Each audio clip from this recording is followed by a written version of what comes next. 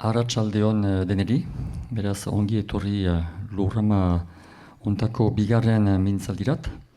Mathieu Dalmek esplikatuko dauku, zer den elikaduraren eta sekuentza sozialaren gaia, molde berezi batez eta uste dut interesegarri batez. Gero orain duzie, izanen da bere aurkezpenaetik landa gelarekin mintzatzeko mandera, beraz balin baitutze galderak eta abar, hartuko dugu mementu bat. Voilà. Et bonsoir, bienvenue à l'Ourama, à la deuxième conférence donc, de l'Ourama ce vendredi après-midi. Donc Mathieu Dalmet va nous faire une conférence gesticulée sur le sujet de la sécurité alimentaire, n'importe quoi, sécurité sociale de l'alimentation, voilà. Et juste pour dire qu'après sa présentation, il y aura un temps d'échange avec vous. Voilà, et donc on va démarrer parce qu'on est toujours à l'heure à l'Ourama, ça fait partie de nos principes. Bon, allez, on va commencer quand même.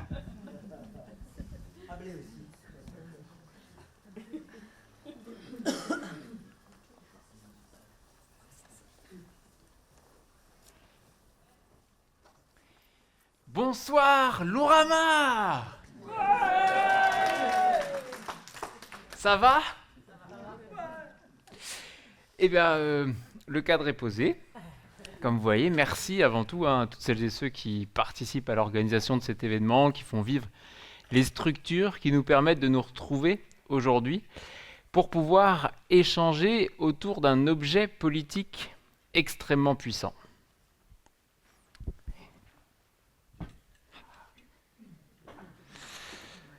Ça vient d'où ce truc-là ? Est-ce que vous avez une idée de depuis quand on mange dans des assiettes ?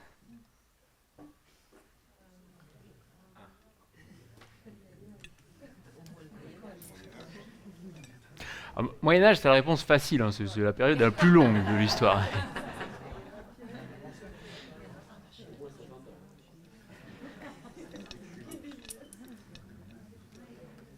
Avant le Moyen-Âge, on ne mangeait pas dans des assiettes ?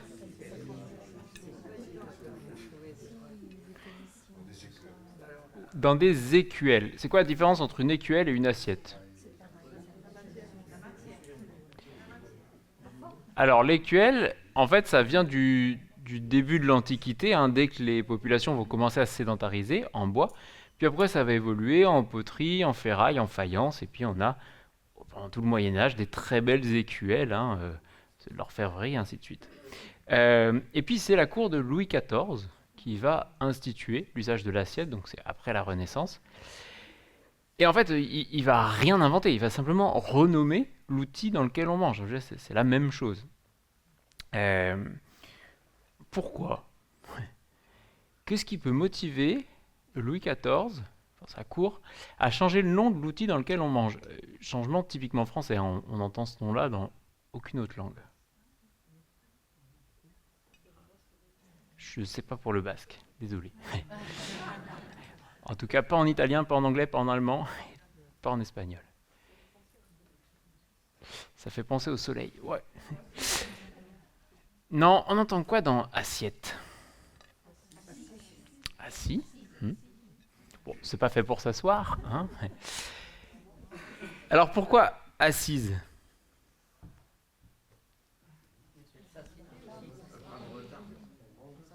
C'est pas satiété, enfin là c'est vraiment l'idée d'asseoir. Hein. Comment ? Le fait de prendre le temps ? Non, c'est pas lié à ça. L'idée vraiment hein, d'assiette.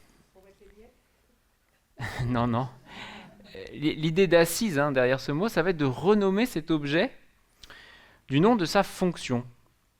Et sa fonction, c'est pas de tenir la nourriture, parce que pour ça, on a plein de choses. On a les écuelles, on peut manger sur des tranches de pain, on peut manger dans les plats, on peut manger dans des trous creusés dans les tables, parfois aussi, bref. Il y a plein de choses. Non, sa fonction, à cet objet-là, c'est de définir le nombre de places assises à table. Une assiette, c'est une place à table. Et en fait, pourquoi la cour de Louis XIV, elle va transformer ça ? Parce qu'à ce moment-là, Jusque-là, elle était tranquille, hein, entre nobles. Et là, la bourgeoisie s'invite dans ces événements mondains. C'est la période de l'accumulation primitive du capital, ce moment où, notamment à coup de commerce triangulaire, la bourgeoisie va s'enrichir et va devenir capable de rivaliser avec la noblesse dans le fait d'organiser des petites sauteries comme ça. Et la noblesse, bon, bah, elle tolère, hein, la présence, de toute façon, elle ne peut pas faire grand-chose, économiquement, ils sont là. Par contre, hors de question de manger ensemble, hors de question de partager la même table. Parce que manger ensemble, partager la table d'un point de vue anthropologique, c'est être égaux. C'est se considérer comme co-citoyens capables de construire ensemble le monde de demain. C'est partager le pouvoir politique. Et hors de question, pour la noblesse, de montrer que la bourgeoisie deviendrait son égale. Hein. Ce truc-là, c'est très ancré dans nos sociétés. Certaines cités grecques, qu'on dit comme inventeurs de la démocratie, il y avait interdiction, si on voulait être citoyen, avoir droit de vote, alors bien sûr c'était que pour les hommes libres à l'époque, il y avait interdiction de manger chez soi seul le soir. Être citoyen, c'est partager la table commune, c'est inviter des gens ou manger ensemble. Et on retrouve ces traditions des banquets, hein, chez les Gaulois, chez les Romains, à la Révolution française, dans tous les moments importants. Et donc, la cour de Louis XIV, elle va transformer la façon d'organiser les repas dans ces événements. Jusque-là, on avait des piles d'écuelles ou d'assiettes, puis chacun venait, se servait en mode banquet et s'asseyait où il voulait. Et là, on va passer donc à l'assiette, hein, au fait d'avoir la table prédressée avec le nombre de personnes avec un titre de noblesse attendu derrière chaque assiette et exclure la bourgeoisie de ces tables-là. Donc moi, je vais utiliser cet objet dans cette conférence gesticulée pour symboliser ce qu'on appelle la fonction politique de l'alimentation. En quoi c'est un pouvoir, et un pouvoir puissant pour structurer la société, que de décider de qui mange quoi, qui a accès à quoi, qu'est-ce qui va être produit, qui sera accessible à qui, à quoi, comment. Je tire cette anecdote de ce bouquin-là, de Paul Ariès, Une histoire politique de l'alimentation, qui dresse un peu un regard historique sur l'ensemble des civilisations et sur leur rapport à l'alimentation, et qui dit notamment l'alimentation, c'est le premier domaine qui permet de construire de la hiérarchie sociale. C'est dans les dernières sociétés préhistoriques, égalitaires, qu'on va commencer à construire de la hiérarchie, et c'est par l'alimentation qu'on va la visibiliser, en donnant pas la même chose à manger aux puissants et à ceux qui travaillent pour eux et qui petit à petit deviendront même paysans, ouvriront la terre parce que les puissants ont mis la main sur l'ensemble des ressources de chasse, de pêche, de cueillette. Et c'est tellement important que chez les Égyptiens, c'est le même hiéroglyphe qui signifie manger que celui qui signifie parler. Pour montrer à quel point ce que je mange, ce que j'ai sur ma table, ça exprime qui je suis, ça montre quelle est ma place dans la société. Donc, ouais, un outil puissant pour pouvoir structurer et organiser la société. Moi, cette chose-là, la fonction politique de l'alimentation, j'ai découvert ça il y a 8 ans maintenant. Avant, j'en avais jamais entendu parler. En même temps, j'avais fait des études qui n'ont rien à voir avec les questions d'alimentation, puisque moi je suis agronome de formation.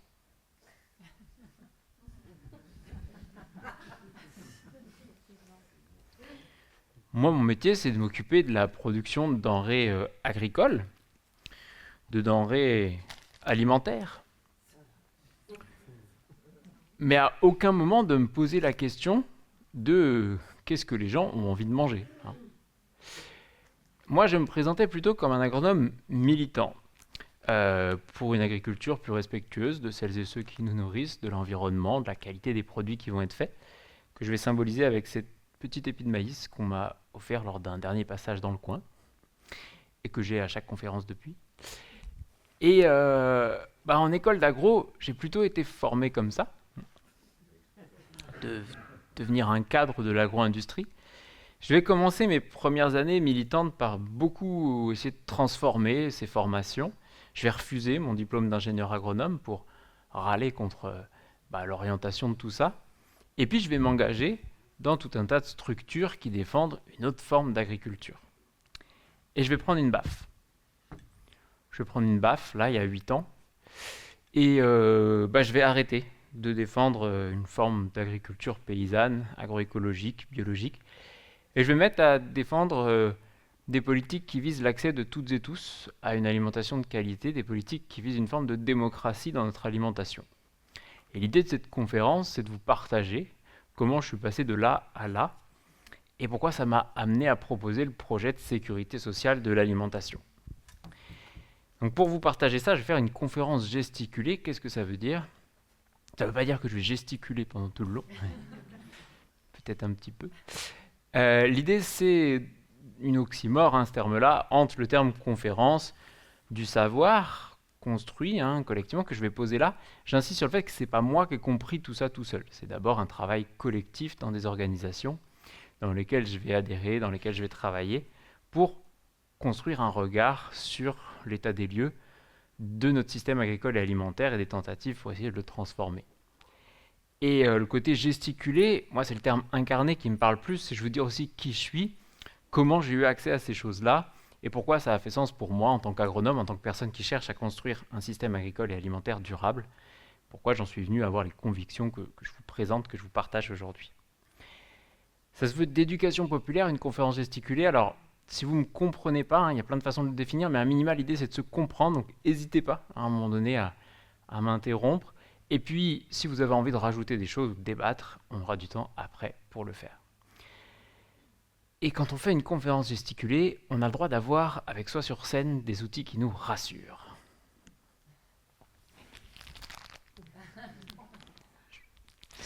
Et puis j'ai pris aussi mon CD préféré.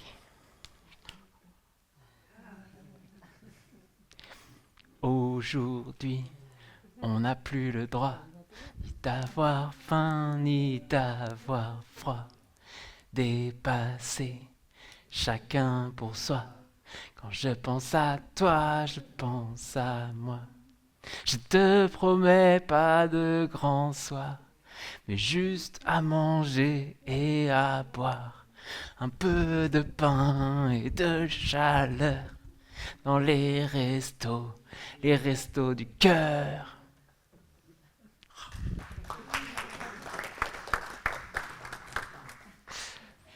C'est pas complètement la grosse ambiance encore, mais ça va, c'était pas trop mal. Il y en a quoi chanter quand même. Je vois que je suis pas tout seul à adorer ce spectacle. Toute mon enfance, ça m'a bercé, ces musiques qui reviennent là chaque année. Puis Coluche, il avait demandé à Goldman de faire un tube, un truc qui reste bien dans la tête. Bon, puis peut-être qu'il raconte pas n'importe quoi. Peut-être qu'on n'a plus le droit d'avoir faim, d'avoir froid, qu'on pourrait s'organiser autrement. Peut-être aussi que tous les bénévoles qui sont derrière, ils participent vachement à essayer de diminuer cette précarité alimentaire et à mettre à l'agenda politique, comme on dit, à nous empêcher de fermer les yeux sur le fait qu'il y ait des gens qui ont faim et qui ont froid.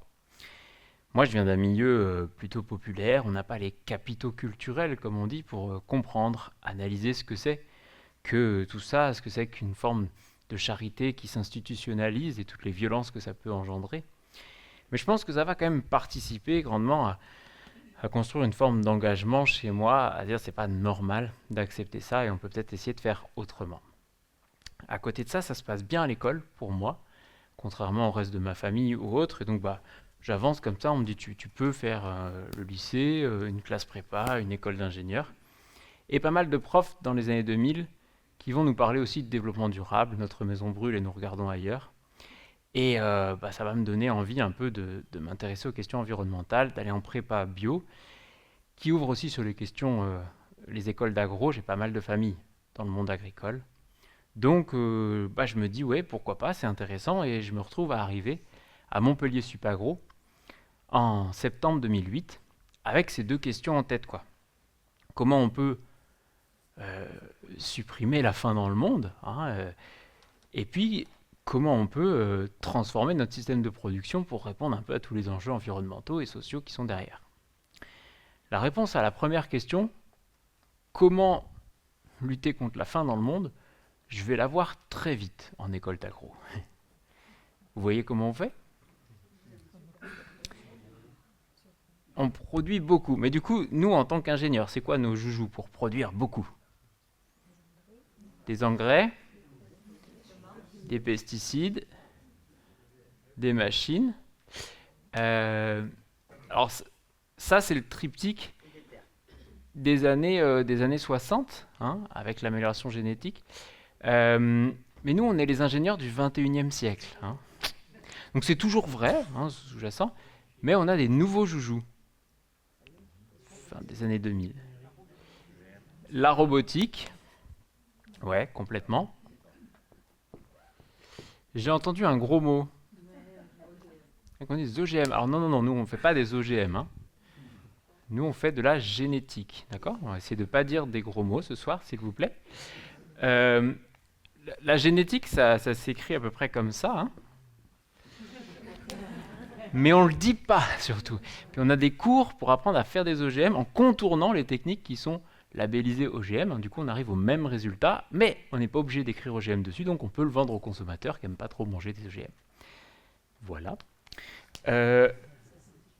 Et puis, il en manque un troisième, là, sur le triptyque. Pour piloter tous ces robots, le numérique. Hein, voilà, pour pouvoir transformer avec les satellites les agriculteurs en col blanc. Après, si on fait la liste de tout ce qui est l'industrialisation de l'agriculture, on va rajouter bien sûr la prédation sur les sols, sur l'eau, sur toutes les... Voilà. Mais là, je parle vraiment des outils en tant qu'ingénieur. Moi, je vais vite faire un pas de côté. Et en début d'année, là, il y a un festival qui s'appelle Alimentaire, TE2RE. Et dans ce festival, il y a le monde militant un peu organisé sur les questions agricoles alimentaires. Et eux, ils ont une réponse complètement différente à comment nourrir le monde, hein, comment sortir de la faim dans le monde. Eux, ils disent, en fait, c'est simple, si on veut arrêter le fait qu'il y ait des gens qui aient faim, il suffit de mettre en place un projet de souveraineté alimentaire. Alors, qu'est-ce que c'est que ce truc-là? Je suis un peu obligé de préciser en ce moment, ce n'est pas la politique actuelle du gouvernement. Ils ont renommé le ministère de l'Agriculture et de la Souveraineté Alimentaire. Ça s'est porté, ce concept-là, en 90 à l'ONU, par la Via Campesina, syndicat international de paysannes et de paysans, qui dit, si on veut sortir de la faim dans le monde, c'est très simple, il suffit de mettre en place des politiques agricoles et alimentaires protectionnistes, d'arrêter avec le libre-échange sur les questions agricoles et alimentaires. Pourquoi c'est leur réponse à la lutte contre la faim dans le monde? Et parce qu'ils disent, à l'époque, on a 1 milliard de personnes qui souffrent de la faim dans le monde, ça n'a pas trop changé. On est 7 milliards sur Terre, bon, aujourd'hui on est 8 milliards, et on produit pour nourrir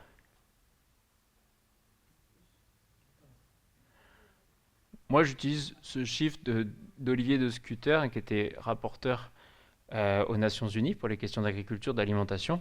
Il dit aujourd'hui, on est sur 12 à 13 milliards d'individus qui pourraient être nourris au regard de la production agricole alimentaire mondiale. Donc, on n'a pas du tout besoin de tout ça, de continuer à produire plus. On produit largement assez. Pourquoi il y en a qui ont faim? C'est un problème de pauvreté. Ils ne peuvent pas s'acheter à manger. Et qui est-ce qui est pauvre? Exclusivement, dans les années 2000, encore majoritairement aujourd'hui, mais plus exclusivement, ce sont des paysans, et plus des paysannes, des pays du Sud, qui sont sur des agricultures qui n'ont pas connu le premier triptyque des années 60 de chez nous, et qui sont moins compétitives, et par la concurrence internationale, se retrouvent plus chères sur les marchés, là où les gens autour d'eux vont vers le moins cher, pour tout un tas de raisons, de bonnes raisons, peut-être pour pouvoir se payer des dépenses de santé, de l'éducation pour leurs enfants, une maison. Et donc, on a l'agriculture des pays du Sud qui est en train de plus du tout être compétitive, qui est en train de se faire complètement éliminer, exactement de la même façon que notre paysannerie s'est fait éliminer chez nous, sauf peut-être un petit peu au Pays Basque où ça résiste un tout petit peu plus. Mais c'est un ethnocide qui s'est passé, sauf que chez nous, on pouvait aller à l'usine, quand on ne pouvait pas reprendre la ferme des parents ou qu'il y avait des faillites. Là, il n'y a pas d'usine. Donc, ils sont en train de crever la gueule ouverte. Du coup, la Via Campesina qui dit on arrête avec cette mise en concurrence déloyale, on permet au pays de mettre des frontières, de décider des produits qui arrivent, de maintenir des prix agricoles et alimentaires rémunérateurs pour les populations paysannes. Paf, plus de problème de faim dans le monde.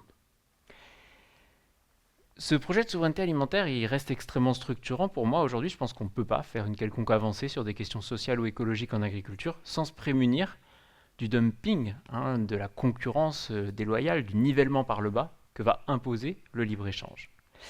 Pour autant, il a un gros souci, c'est que pour moi, c'est réglé. Hein, cette question de faim dans le monde, c'est une question d'organisation des marchés agricoles. Et donc, je ne vais plus du tout regarder l'ensemble du système agricole et alimentaire, de la production à la consommation, quoi. Je vais m'intéresser uniquement sur la question de la production, comme 99,999% des agronomes ou du monde agricole. Et la question, moi, qui va m'intéresser, c'est comment on peut passer de là à là, comment on peut essayer de transformer ce système de production. Du coup, je vais m'intéresser quand même à mes cours, à voir un petit peu c'est quoi ce truc-là et où est-ce qu'on peut trouver des leviers et ainsi de suite. Donc, comment on produit globalement de l'agriculture, de l'alimentation en France? On peut résumer ça à peu près comme ça.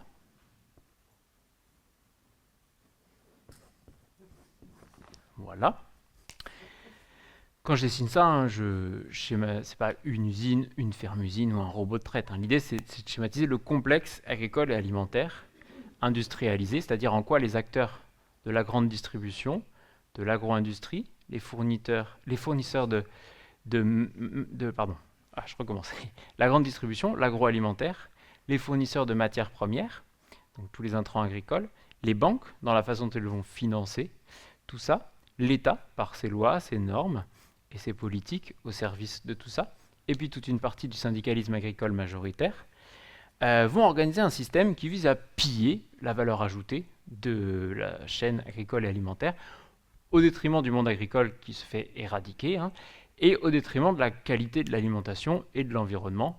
Sans rentrer dans les détails, il y a plein de super ressources là-dessus.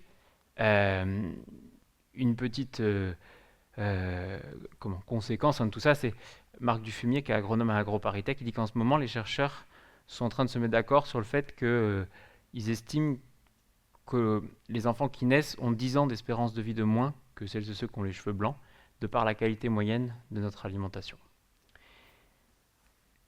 L'idée, je vous ai, c'est pas d'être morbide pendant tout le long. Hein. On va pas s'arrêter là-dessus. Il faut quand même regarder, travailler tout ça. Mais c'est plutôt l'idée de ces conférences de réfléchir à comment on peut sortir de tout ça. Seule dernière petite conclusion, la conséquence de ce truc-là, quel type d'agriculture se met en place, hein, c'est une agriculture minière. Une agriculture où on a transformé des producteurs d'alimentation en producteurs de minerais, de matières premières. C'est une agriculture extractiviste qui est en train de piller la matière organique des sols, de piller la biodiversité pour vendre sur un marché de la matière première. Plus du tout connecté à sa fonction sociale, hein, qui est de nourrir. On produit pour vendre sur un marché. Il y a un terme qui résume bien ça, c'est un petit adage qui résume bien ça, c'est le truc qui dit si un homme a faim, donne-lui un poisson et il mangera un jour, apprends-lui à pêcher et... Ouais, vous êtes hyper optimiste hein, quand même. Apprends-lui à pêcher et demain il n'y aura plus de poissons dans la rivière. Ça, c'est ce qui s'est passé hein, dans un monde libéral où on ne produit pas pour une fonction sociale, mais on produit pour vendre sur un marché. Moi, je vais donc me rebeller contre tout ça. On m'a demandé un peu pourquoi tu penses que tu n'as pas suivi là, les chemins tout faits. Je ne sais pas, je n'ai pas l'impression d'être forcément prédestiné ou quoi, mais je me suis dit, voilà, y a plein de raisons forcément. Peut-être que déjà, j'ai pas eu trop le choix. C'est-à-dire que quand j'ai dû apprendre par cœur la liste des colorants et des conservateurs de l'agroalimentaire, j'ai fait une crise d'urticaire. Ça passait pas.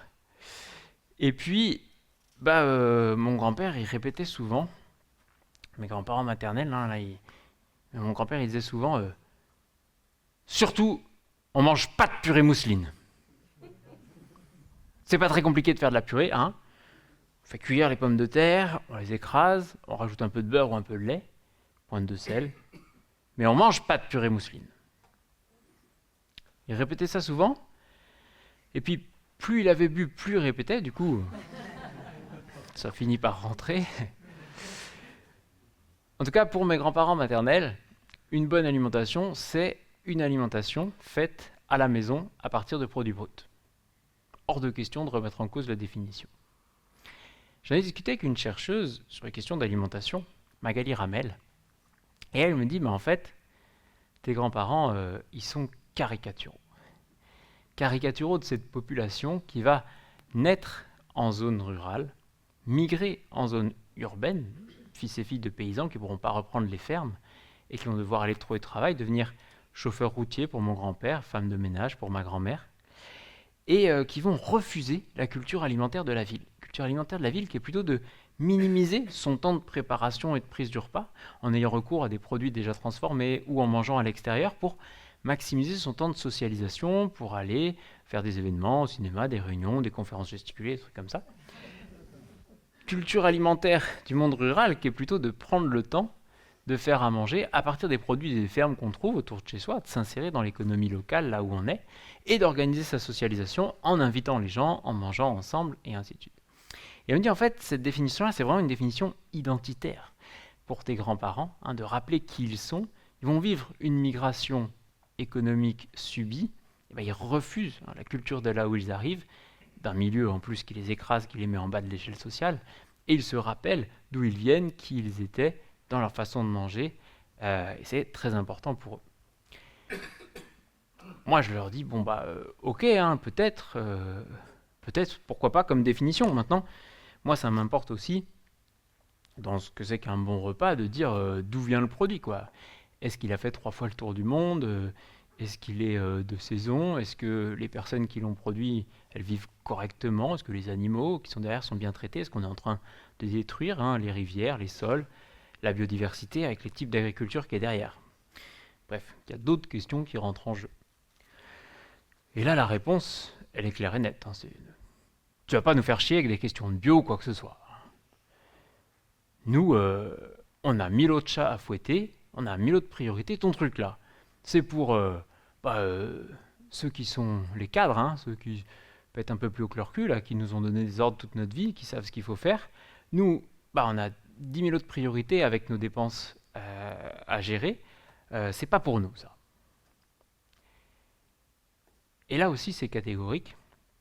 Et là aussi, Magali Ramel, elle explique très bien ce qui se passe. Elle a écrit un rapport qui s'appelle « Se nourrir lorsqu'on est pauvre » avec ATD Carmonde en 2014. Et elle explique la place que prend l'alimentation aujourd'hui dans le budget des ménages, la place culturelle qui lui a été donnée de par le développement de tout ce truc-là, tout ce complexe agro-industriel. Elle dit aujourd'hui, l'alimentation, c'est devenu une variable d'ajustement, c'est devenu une dépense invisible. Voilà. Si jamais c'est écrit trop petit que vous n'arrivez pas à lire au fond, c'est écrit invisible. Qu'est-ce que c'est qu'une dépense invisible? Dans un monde qui nous juge constamment, qui nous juge pour avoir accès à une formation, pour avoir accès à un métier, à un emploi, pour avoir accès à un prêt, pour avoir accès à un logement, on va voir comment vous êtes habillé, on va voir comment vous parlez, comment vous exprimez, on va voir quel est votre parcours, les compétences que vous avez pu avoir, les réseaux que vous êtes capable de mobiliser, la culture que vous avez, les connaissances sur tel ou tel loisir ou voyage que vous avez pu faire. Par contre, on ne sait pas. On ne sait pas si ça fait 1 an, 2 ans, 10 ans que vous sautez des repas ou que vous mangez que des pâtes pour acquérir toutes ces choses qui vont se voir et que vous pourrez vendre pour pouvoir avoir accès à ce qui vous intéresse. Et alors il y en a 2, globalement, dépenses invisibles, c'est l'alimentation et la santé. Et du coup, aujourd'hui, en fait, l'accès à une alimentation de qualité, avant d'être une question économique, c'est d'abord une question culturelle. C'est d'abord une question de classe sociale, de niveau d'études qu'on a pu faire et ainsi de suite. Et c'est pas parce que plus on est en bas de l'échelle sociale et plus on est bête et plus il faut nous expliquer pourquoi il faut manger correctement. Parce que plus on est en bas de l'échelle sociale et moins on a d'intérêt matériel à investir dans son alimentation si on veut essayer d'améliorer un peu ses conditions de vie ou celles de ses enfants. Autrement dit, on a 1000 fois plus intérêt à payer un stage, une colo l'été en Angleterre à ses enfants qu'une meilleure alimentation si on veut espérer qu'ils arrivent à faire des meilleures études et à mieux s'en sortir. Donc moi je vais laisser tout ça de côté, enfin en tout cas je vais essayer de me dire comment on combat tout ça. Et à l'époque là, si on veut s'attaquer à tout ça, c'est chouette, c'est trop bien, parce qu'on a la solution. On sait ce qu'il faut faire. Si on veut s'attaquer à l'agro-industrie, il faut faire des circuits courts. Hop. De la fourche à la fourchette. Donc voilà, hein, on supprime les intermédiaires, on met directement en lien les producteurs et les consommateurs et tout le monde est content. Il faut faire de l'agriculture bio. Donc on s'émancipe des pesticides, des intrants de synthèse, on revient sur des équilibres agroécologiques beaucoup plus pour pouvoir relocaliser aussi les productions et tout ça. Et puis il faut faire du commerce équitable. Il faut construire des filières qui vont rémunérer correctement celles et ceux qui nous nourrissent. En circuit court, ça va être le boom des AMAP, hein, Association pour le maintien de l'agriculture paysanne, où on n'achète pas un panier de légumes, on prend en charge une partie du salaire du producteur, de la productrice, et en contrepartie, on reçoit une partie des fruits de son travail dans un panier.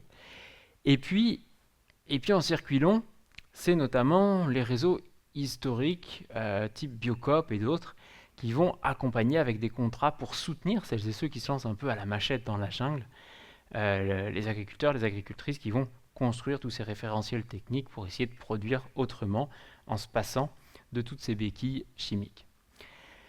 Le monde agricole, tel que je le vois, quand je vais sortir de mes études en 2011, c'est celui d'une forme de dualisation de l'agriculture. C'est un peu comme si, là on avait les bons, ceux qui ont compris ce qu'il faut faire si on veut changer les choses, puis là on a les mauvais. Pour utiliser le vocabulaire des bio, là c'est ceux qu'il va falloir aller convertir. Il va falloir aller leur prêcher la bonne parole, leur dire « mais regardez, comme l'herbe elle est verte dans mon pré, je suis super heureux, tout se passe bien, il y a même des petites coccinelles. » Et puis du coup, eux ils vont se dire « Oh bah oui, c'est vrai, on est vraiment trop bêtes, pourquoi on fait pas comme eux ?» Alors du coup, ils vont se mettre à faire pareil. Et puis du coup, on va être de plus en plus nombreux là, à faire comme ça.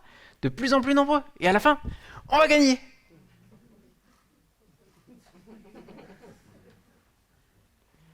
Ça n'a pas marché. Bon. À l'époque, j'étais un peu naïf, j'y ai cru. Et donc je me suis lancé et dans le développement de tout ça. J'ai commencé par travailler pour une association qui essaye de mettre en place plus d'installations de jeunes paysannes et de paysans, du réseau des ADR auquel appartient EHLG ici. Ensuite, je vais travailler dans une association de développement de l'agriculture bio en Bourgogne. Je vais travailler un petit peu pour l'INRAE sur des questions de relocalisation, de circuits courts à Montpellier. Je vais être ouvrier agricole un moment dans le Gard, et j'arrive en janvier 2015 à la Confédération paysanne nationale, syndicat agricole qui défend le projet de souveraineté alimentaire, qui est membre de la Via Campesina au niveau international, qui défend le projet d'une agriculture paysanne, un peu tout ça. Chez vous, c'est ELB qui adhère et représente la Confédération paysanne sur le territoire. Moi, je suis animateur technique pour le syndicat. Donc ça ne veut pas dire grand-chose. Au niveau national, c'est l'équivalent d'attaché parlementaire, à peu près, mais pour des élus syndicaux. Par contre, c'est pas fictif comme travail. On bosse quand même. Mon métier, c'est de faire venir des paysannes, des paysans d'un peu partout en France, autour de la table, pour construire les positions du syndicat, c'est d'essayer d'animer une relation démocratique dans ces réunions, donner une juste place à chacun, chacune, et puis après rédiger les comptes rendus, rédiger les argumentaires et accompagner le portage de ces positions dans les différentes instances de pouvoir, accompagner les élus qui vont porter tout ça. On est 6 ou 7 à faire le même métier dans la Confédération paysanne et à se répartir les différents dossiers. Et moi, je travaille sur tout ce qui est relocalisation, agriculture bio et installation des jeunes paysannes et paysans. Et là, je vais commencer à déchanter sérieusement de tout ça en 2015. Dans la commission relocalisation, tout ce qui est circuit court, c'est le début, ça commence, mais on a des gens qui viennent de certains endroits en France très ciblés. Ça va continuer par la suite, vraiment se généraliser, en disant ça commence à être moins drôle là, les circuits courts. On produit, on transforme, on vend, on fait 3 métiers. La semaine, elle est blindée avec tout un rétro-planning pour aller préparer les marchés, les distributions. On n'a plus une seconde de libre pour voir les collègues, pour sortir ou quoi. Et quand on regarde ce qu'on gagne à la fin, c'est pas jojo, quoi. Dans les années 2000, ça marchait bien, là, début des années 2010. Là, ça commence à être moins drôle. Et puis surtout, ce qui est inquiétant, c'est qu'il y a des jeunes qui viennent, qui trouvent que nos fermes, elles sont chouettes, qui veulent faire la même chose. Alors, on les forme un peu, on les aide à se lancer, on les prend sur nos fermes, puis après, on les aide à chercher du foncier. Puis, ils en trouvent, et puis après, on va les aider à se lancer. Ils sont pas plus bêtes que nous, ils y arrivent. Mais au bout de 4-5 ans, il y en a un sur deux qui a arrêté, ça marche plus du tout, quoi. Dans la commission bio, il y en a qui viennent, là c'est déjà beaucoup plus généralisé, en 2015, en disant ouais, on gagnait notre vie, voilà, année 2000, début des années 2010, là c'est moins le cas. Les chiffres arriveront après, mais en fait il y avait 20% de surrémunération pour celles et ceux qui étaient en agriculture bio jusque-là, notamment liés à des marchés un peu plus éthiques et tout ça. À partir de 2015, ça va faire comme ça jusqu'en 2018, là, voilà, plus de surrémunération. 2022, 2023, on est passé là. 2024, dans mon département, la Chambre d'agriculture propose des formations pour se déconvertir du bio. Et puis dans la commission installation, qui prend énormément d'énergie pour les paysans, paysannes de la Confédération paysanne, parce que, je ne l'ai pas dit, mais on estime que pouvoir généraliser tout ça, là, ça voudrait dire minimum mettre 1 million de paysannes et de paysans. Là, on a moins de 400 000 fermes aujourd'hui. Donc, installer du monde, c'est hyper important. Important pour avoir des campagnes vivantes, pour avoir des collègues et ainsi de suite. Et malgré tout, il y en a qui viennent à Bagnolet et qui disent efficace. Non mais là, il faut absolument arrêter d'installer des jeunes sur nos types de fermes.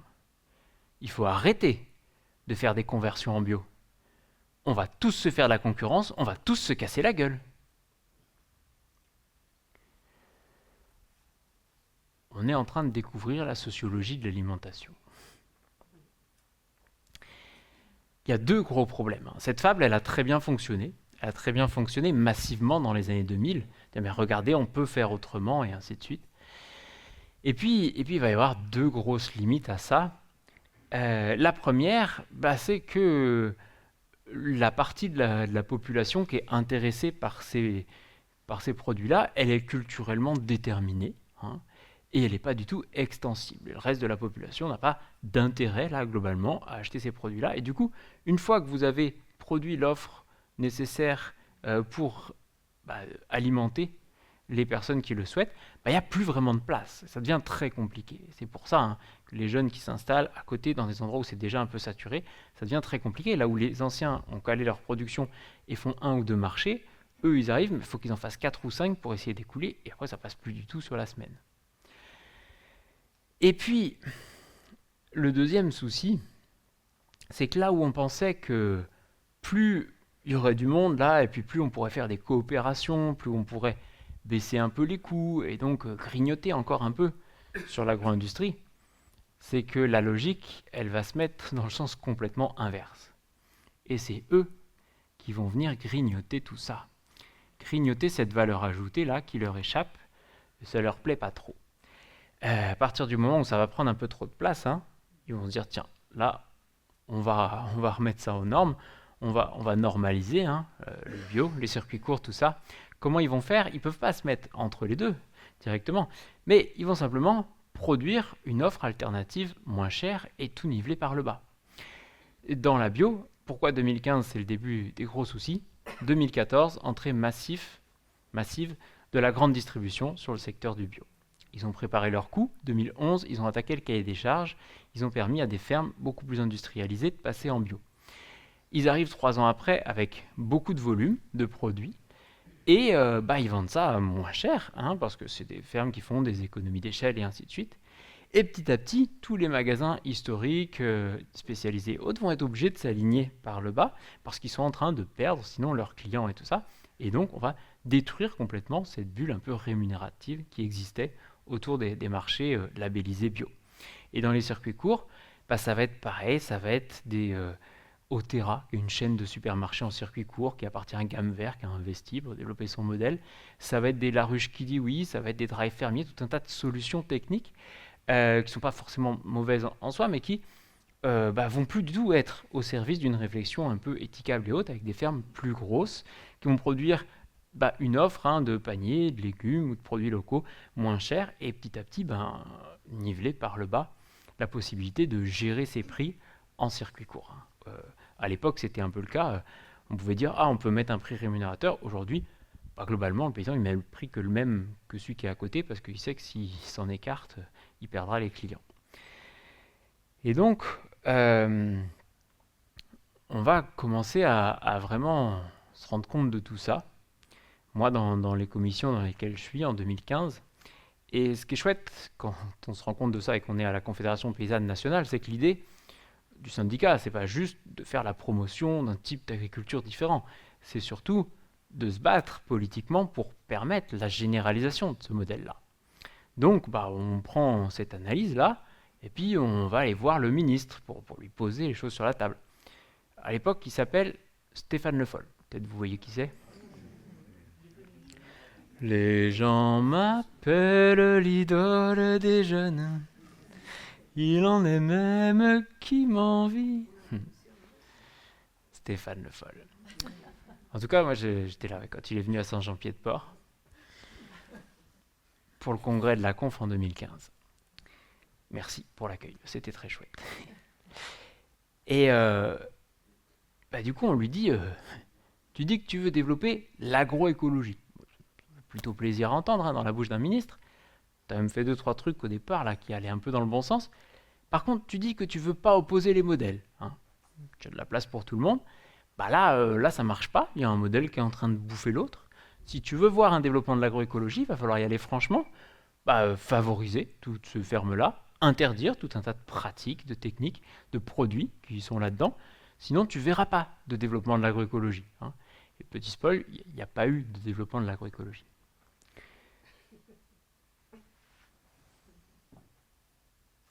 Bon. Pourquoi vous voulez que j'oriente l'agriculture? C'est pas mon rôle. Moi, en tant que ministre, ce qui m'importe, c'est que les choix des Françaises et des Français soient respectés. Aujourd'hui, si les gens ont envie de défendre cette agriculture-là, ils achètent ces produits-là. Si les gens ont envie de quelque chose qui leur laisse un peu plus de temps libre et d'argent pour faire autre chose, ils achètent ces produits-là. À partir du moment où notre système de production aujourd'hui, elle reflète des choix de la société, pourquoi vous voulez que j'intervienne? Là, on se rend compte que c'est pire que ce qu'on pensait. Non seulement on n'est pas en train de remettre en cause tout ça, mais en plus, l'existence même de toutes ces méthodes un peu alternatives, un peu innovantes, ça devient un prétexte au monde politique pour ne rien changer. Alors, au final, regardez, on n'a rien contre vous, vous êtes là, vous existez. Voilà, à vous d'être prosélyte, d'aller convaincre les autres de faire comme vous. Mais nous, on n'a rien contre vous, on ne vous empêche pas. On se rend compte que cette forme de dualisation de l'agriculture, qui est un peu une vue de l'esprit, il n'y a pas vraiment de frontières très claires, et puis même tant mieux si des grosses fermes, parfois, vendent un peu plus localement, passent en bio, c'est toujours ça en moins dans l'environnement. C'est ni tout noir ni tout blanc, cette forme de récupération. Par contre, c'est grave pour la pérennité des modèles qu'on a envie de mettre en avant. Mais on se rend compte que cette forme de dualisation de l'agriculture, là, c'est devenu le projet, en fait, du complexe agro-industriel, qui est plus de dire on veut juste de l'agro-industrie, ainsi de suite. Non, en fait, ils veulent les deux. Ils veulent que les deux cohabitent. Parce que c'est vachement pratique. Ça permet d'occuper tous les plus excités sur les questions sociales ou écologiques en agriculture. Faites vos petits trucs dans votre coin. Venez pas frapper à la porte du ministère, c'est pas là que ça se joue. Nous, on vous laisse faire. Voilà. Et puis, ça fait un complément de gamme, l'arbre qui cache la forêt, pour assurer la pérennité du truc derrière. Parce que eux, pendant qu'on continue de penser consommation et ainsi de suite, pouvoir du consommateur, eux, ils la connaissent très bien, la sociologie de l'alimentation, et ils savent qu'ils ne seront jamais remis en cause. Et donc, voilà, ça permet d'investir à fond dans cette idéologie-là, que c'est la consommation, le marché, qui oriente les choix.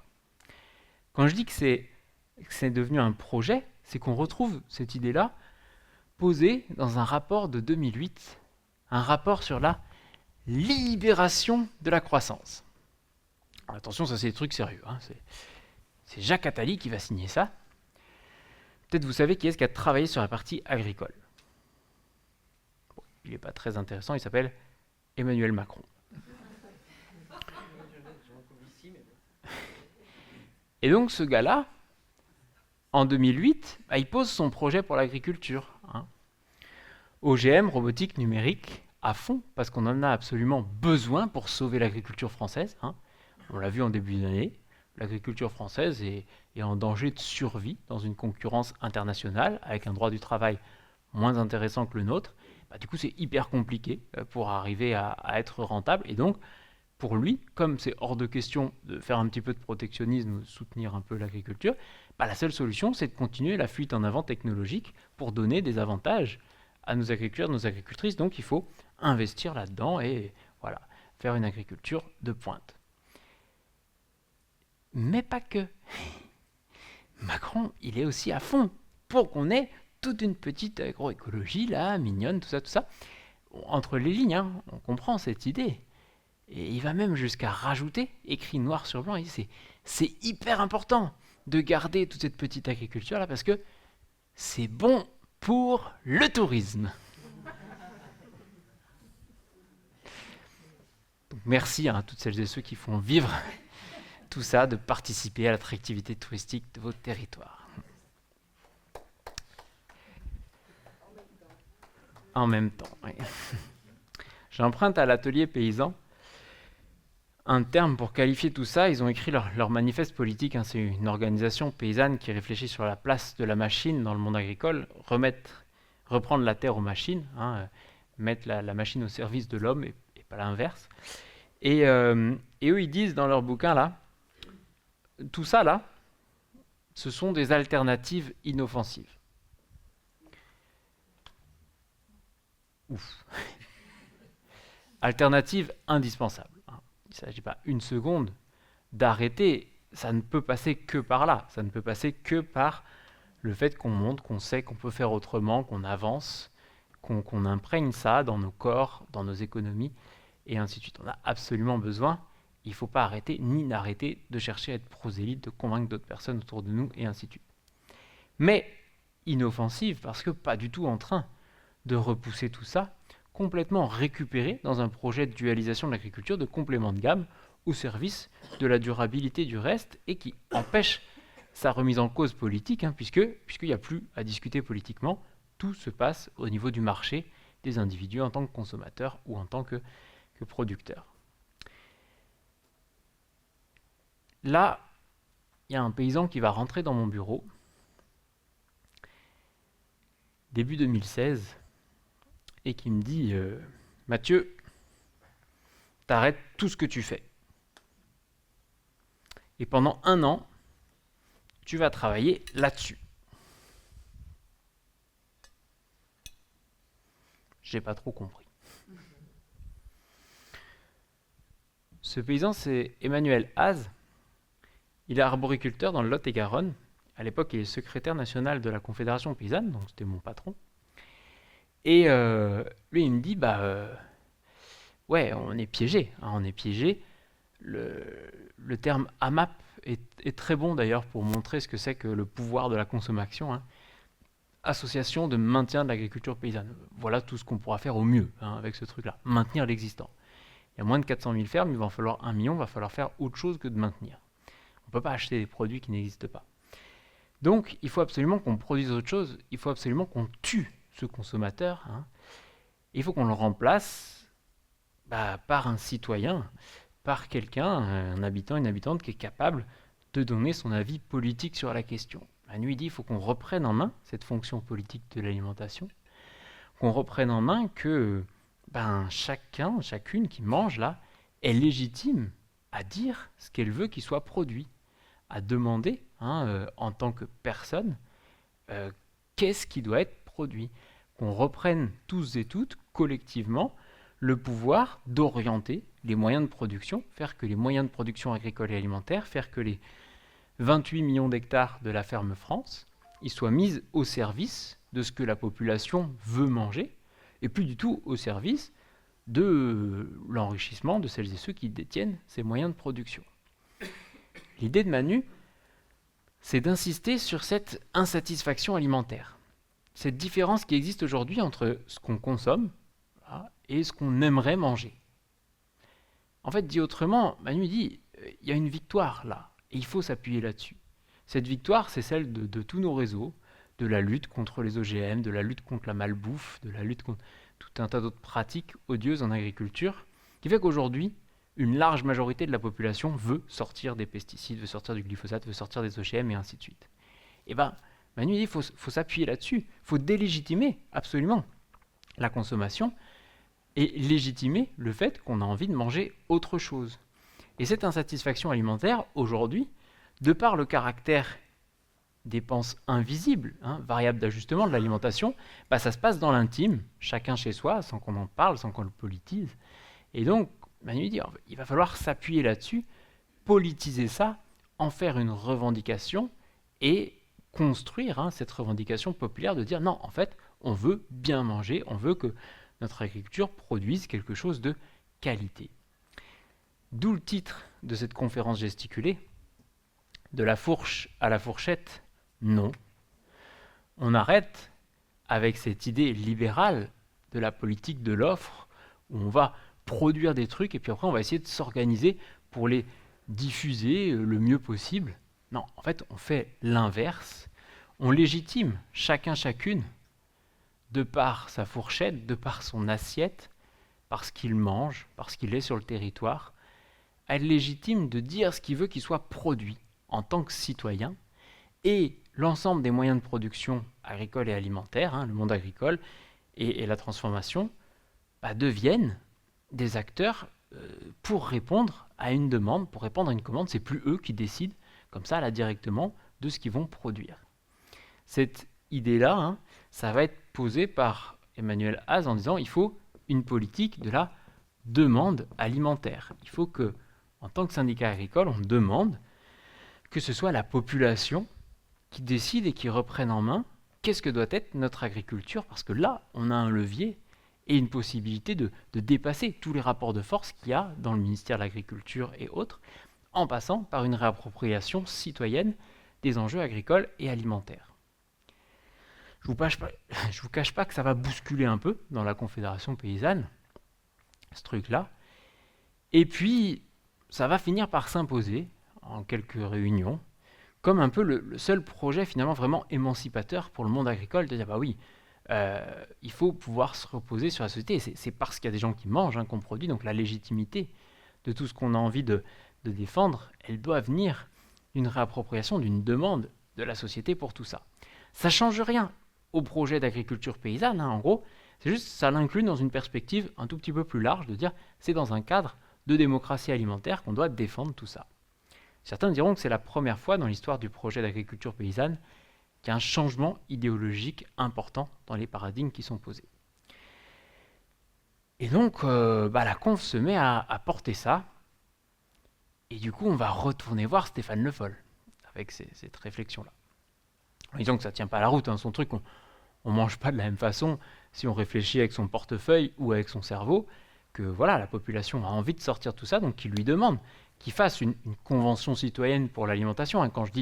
Quand on dit la demande alimentaire, c'est pas on fait un QCM pour demander à chacun chez soi ce qu'il veut manger, c'est à minima l'équivalent de la convention citoyenne pour le climat. On prend des personnes tirées au sort, on leur laisse le temps de se former, de s'informer, de délibérer ensemble pour élaborer un ensemble de critères qui paraissent pertinents.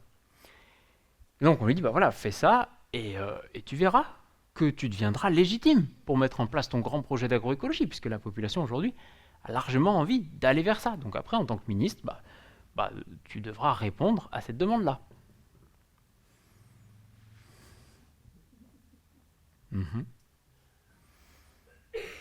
Bon, admettons que vous ayez raison.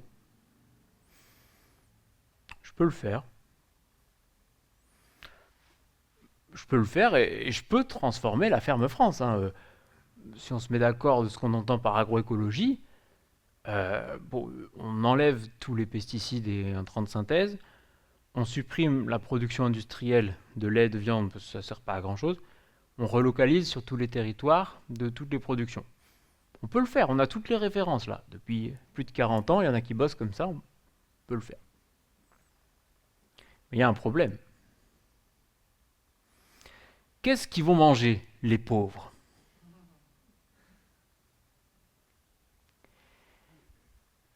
La phrase mot pour mot de Stéphane Le Foll au sein de l'agriculture, ce sera: une agriculture suffisamment industrialisée est nécessaire pour être accessible aux plus démunis. Pour moi, quand Stéphane Le Foll il nous balance ça, il nous donne la clé de son impuissance politique. Il insiste sur le fait que, oui, tout ça, là, ça coûte plus cher.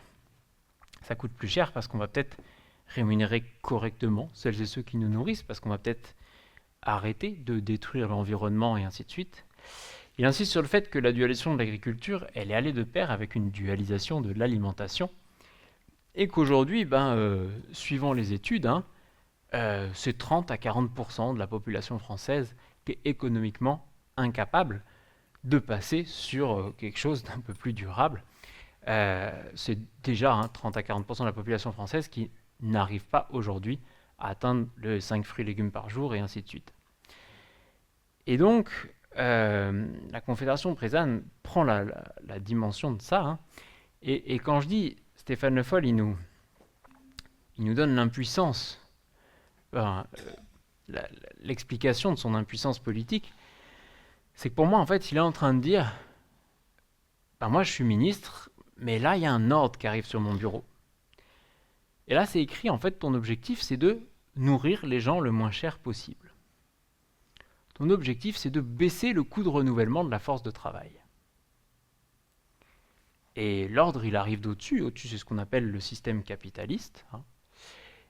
Et Paul Ariès il nous dit, lui, attention, ce qu'on vit n'est pas du tout une exception dans l'histoire. C'est pas juste le capitalisme qui fait ça.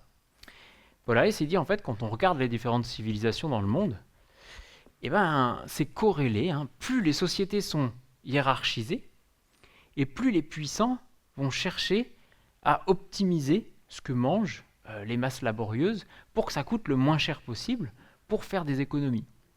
Plus les sociétés sont égalitaires, et plus on ne mange pas toujours forcément la même chose, mais par contre, on mange bien. Et c'est par exemple ce combat dans les années 1000-1100, où on va, les nobles, avant, de 600 aux années 1000, on n'entend pas trop parler.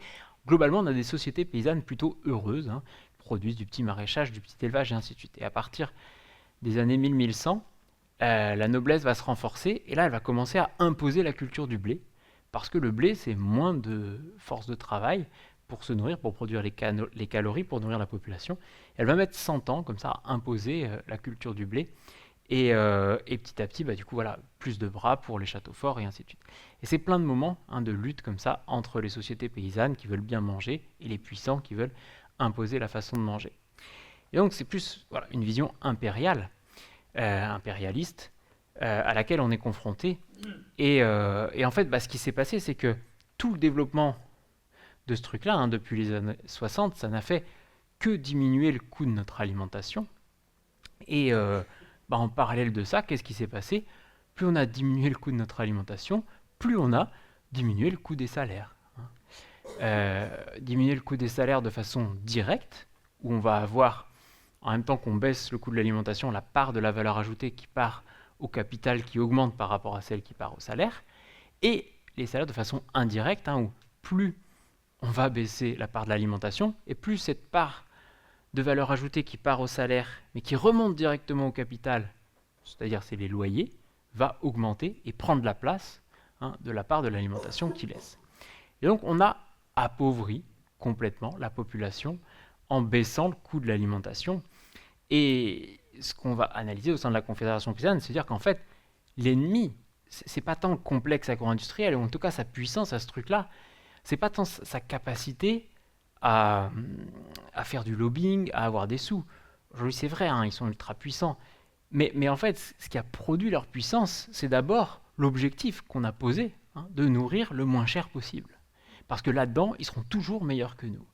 Et donc, si on veut pouvoir envisager la construction d'un système alimentaire durable et chouette, il faut absolument modifier cet ordre-là, hein, poser une autre base de fonctionnement social que de chercher à se nourrir le moins cher possible. C'est une condition nécessaire et indispensable à la possibilité d'envisager une autre forme d'agriculture de façon durable. Et donc, on va donner ce terme-là, hein, qui va être beaucoup repris, dire il faut absolument penser des politiques qui visent de permettre l'accès de toutes et tous à une alimentation de qualité. Là, vous avez la fin de ce que je vous ai proposé en introduction, de comment je suis passé de l'assiette à l'épi de maïs. S'il y en a qui voulaient que je parle de sécurité sociale de l'alimentation et qui trouvent que c'est un peu long à venir, je vous rassure, tout est là, hein. Projet de sécurité sociale de l'alimentation, c'est ça, hein. C'est comment on peut faire ça. En fait, ça, c'est les objectifs. Et la réflexion sur une sécurité sociale de l'alimentation, c'est de quelles institutions on peut imaginer, hein, on peut avoir besoin pour atteindre ces deux objectifs-là. Voilà, c'est une réflexion. Là, il y a le qu'est-ce qu'on veut, et puis après, c'est réfléchir sur le comment. C'est un pari que je veux faire, aussi un peu pour m'amuser, en 2017 avec des copains, de dire, bah, tiens, si on commençait à réfléchir sur comment on pouvait atteindre ces objectifs, ça nous permettrait peut-être de libérer de l'imaginaire, de commencer à mettre un pied devant l'autre et à lancer des expériences et des trucs pour avancer vers ça. Voilà. Mais sur le fond, hein, tout est là. Avant de partir sur sécurité sociale de l'alimentation, je vous propose une autre petite histoire, un peu plus courte, qui arrive aussi là-dessus, que moi j'ai laissé de côté. Là, on arrive, pour moi, hein, fin de mon année 2016. Mais pendant cette année 2016, au sein de la Confédération paysanne, tout ce travail que je vais ouvrir sur l'alimentation va inviter les partenaires, les autres réseaux agricoles, militants. Et il y a notamment Réseau CIVAM qui va venir, donc un autre réseau de développement agricole qui a beaucoup travaillé, hein, pour le développement de formes d'agriculture alternative depuis les années 50. Ici, c'est l'association Blé, qui est couplée au fait d'être en bio, hein, il me semble, mais tous les CIVAM ne sont pas forcément vers l'agriculture bio.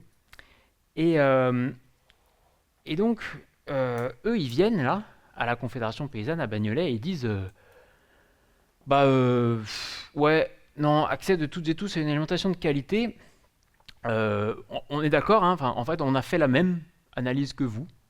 Voilà, hein, ça fait 40 ans qu'on sait mettre nos fermes en adéquation avec les enjeux environnementaux, mais ça fait 40 ans qu'on vend à une même petite partie de la population, et à un moment donné, si on veut, il va falloir généraliser, il va falloir mettre ça en adéquation avec les enjeux sociaux, hein. Donc on en est là aussi, mais on a un peu d'avance. Et ça fait 1 an ou 2 qu'on est en train d'aller voir sur le territoire les différents projets qui visent à produire de l'accès pour tous et toutes à une alimentation de qualité. Et en fait, en se baladant là, alors à l'époque, il n'y en avait pas beaucoup, hein, il y en a une vingtaine, une trentaine, hein. Aujourd'hui, ça explose, tant mieux. Mais donc, eux, ils se baladent comme ça et ils disent, en fait, on se rend compte que c'est pas si facile que ça que de définir ce que c'est qu'une alimentation de qualité. Et du coup, on est en train d'arrêter de parler d'accès à une alimentation de qualité. Et la conf va laisser passer ces réflexions, et ça va, hein. Nous, on sait ce que c'est qu'une alimentation de qualité quand même. À cette époque-là, pour la conf, une alimentation de qualité, c'est une alimentation à partir des produits des fermes de la conf. C'est un tout petit peu plus complexe. Et donc Jean-Claude Balbo, qui est paysan dans le Finistère, éleveur bovin, qui est l'administrateur de Réseau CIVAM qui pilote un peu tout ce projet-là, lui, il a une maxime comme ça, il dit la première des qualités d'une alimentation, c'est... À vous.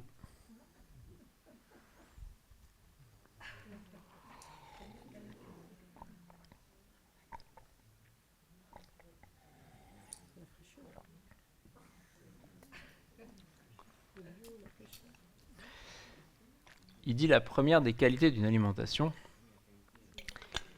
c'est d'être accessible.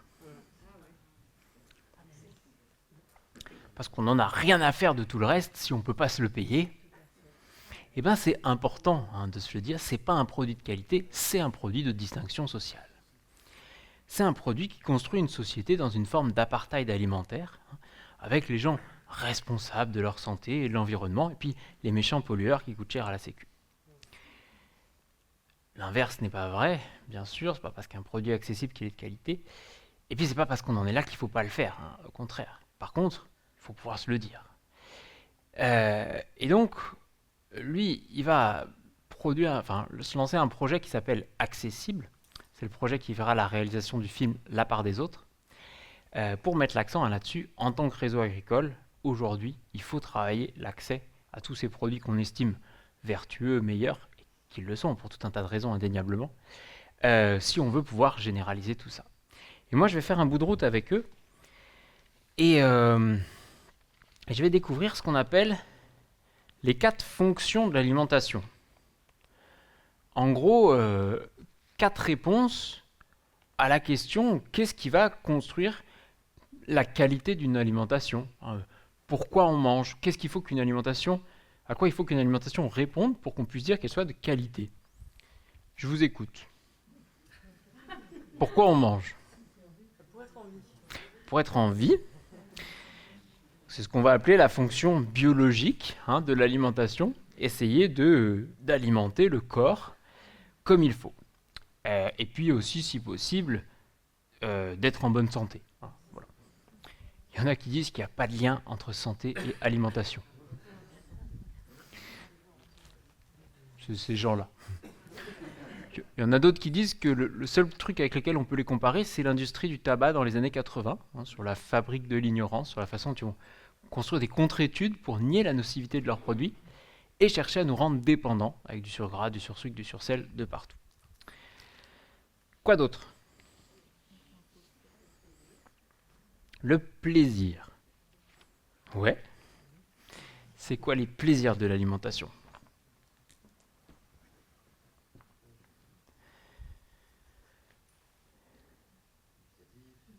Gustatif, olfactif. En fait, c'est plus que gustatif, c'est tous les goûts, le plaisir organoleptique. Les goûts, les odeurs, la vue, les textures, la découverte de saveurs et tout ça. La convivialité. Alors, ça, là, je parle des plaisirs, même si on mange tout seul. La convivialité, ça peut faire plaisir si on a assez à manger, mais c'est tellement important, la convivialité, que c'est une autre fonction. La fonction sociale. Qu'est-ce qu'on appelle la fonction sociale? C'est dire à quel point l'alimentation est utilisée pour organiser ces relations sociales, pour les construire, les fortifier. On se considère comme amis, comme copains, à partir du moment où on mange le pain ensemble, à partir du moment où on s'invite chez les uns, chez les autres.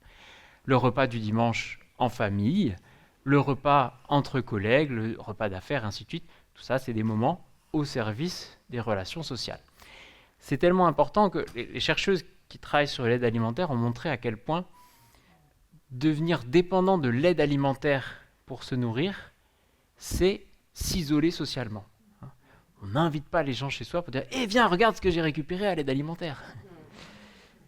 Bon, malgré tous les efforts qu'ont fait les bénévoles pour la qualité des produits, pour que l'accès soit le plus agréable possible, ça reste une honte d'aller pousser ces portes-là. Donc, on n'invite pas les gens. Donc, on refuse les invitations aussi parce qu'on sait qu'on ne pourra pas les rendre, et ainsi de suite.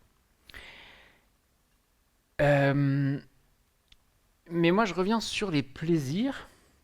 Il y a tout ce qui est organoleptique, on a dit, les sens. Et les nutritionnistes disent qu'il y a 2 autres plaisirs dans l'alimentation. Si je commence à faire 4-5 heures de conférence, au bout d'un moment, vous allez en avoir marre, là. Il y a un truc vous aurez faim. C'est le plaisir de couper la sensation de faim. C'est le premier plaisir de manger, c'est-à-dire quand on a faim, ça fait plaisir de manger. Et puis, il y en a un autre qui est un peu différent, c'est ressentir la notion de satiété. C'est un peu au-dessus dans l'estomac. C'est ce moment où c'est bon, tout va bien, je ne suis pas obligé de finir mon assiette, là, de me goinfrer ou autre.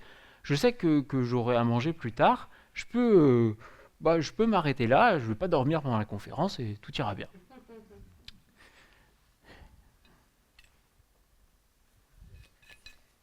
J'ai fini mon assiette. Merci. Avec moi, il n'y a pas de suspense en fait. Je finis toujours mon assiette. Je sais pas s'il y en a qui sont comme moi dans la salle, je suis incapable d'en laisser, quoi. Si on m'apporte une assiette et que ça a l'air super bon, mais qu'il y en a trop, c'est plus un plaisir de manger, c'est un défi physique, quoi.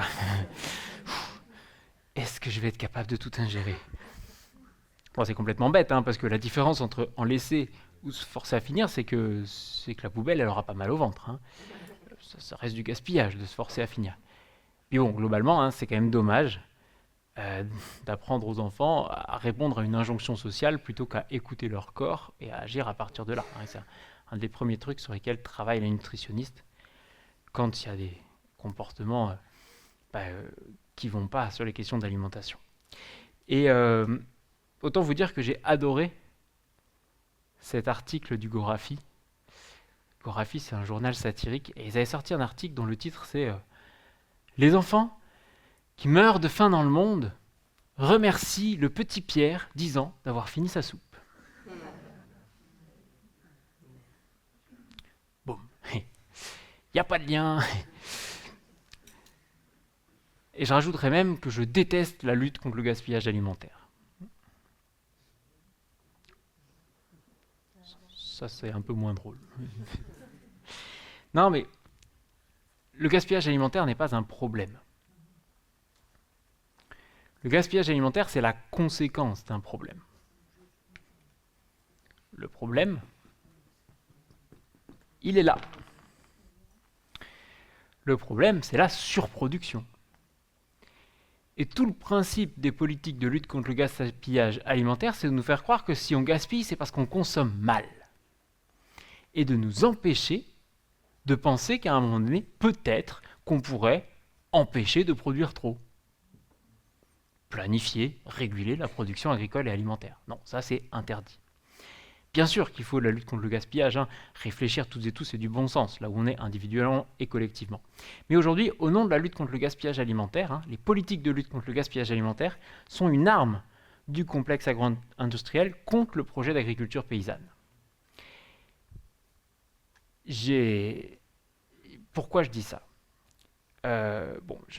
Petit aparté là, j'ai eu l'occasion, hein, et c'était très chouette de travailler avec Michel Berrocco-Irégouin sur l'historique du projet d'agriculture paysanne. Et les premières mesures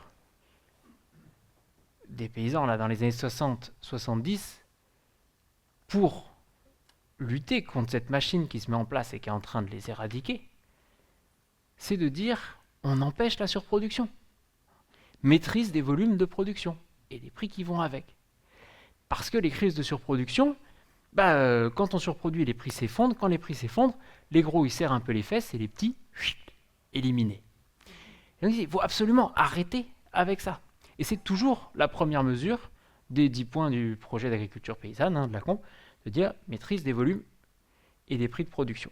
Et donc ils disent non, voilà, on empêche cette surproduction, on regarde ce que les gens mangent, ça définit un gros gâteau, on donne une part à chacun, hein, un quota de production avec un prix rémunérateur, et du coup, il n'y a plus de concurrents autour dans le paysage, il n'y a que des collègues, parce qu'on sait qu'on ne va pas se bouffer les uns les autres, les parts de marché. Eux, hors de question d'entendre parler de ça, eux, ce qu'ils veulent, c'est pas avoir une part assurée, même si elle est rémunératrice, eux, ce qu'ils veulent, c'est croître. Hein. Donc, pour croître, il faut être constamment en train de produire trop. Produire plus pour espérer vendre plus, espérer aller bouffer les parts de marché des autres. Et donc, eux, ils sont structurellement en surproduction. Mais c'est mal vu. Hein. Personne aime le gaspillage. On a tous en tête ces images de tonnes de pain qui partent à la poubelle, de légumes qui pourrissent dans les champs, et ainsi de suite.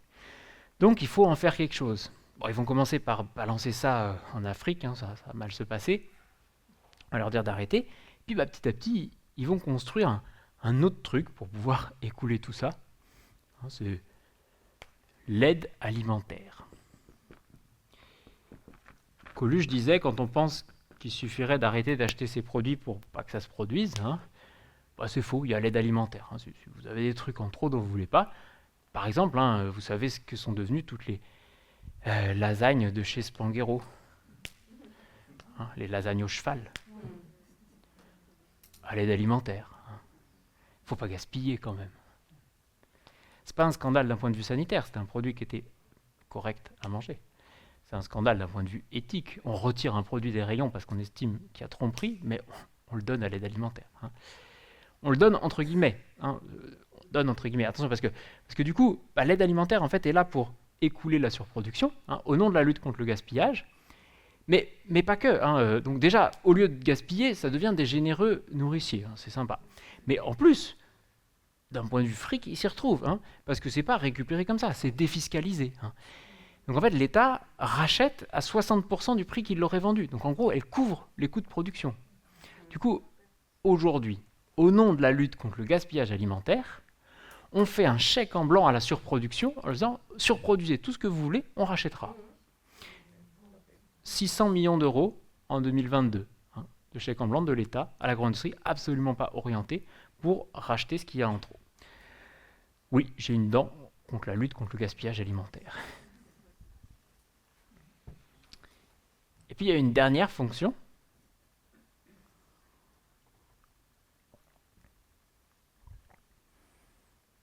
Pensez à mes grands-parents aussi.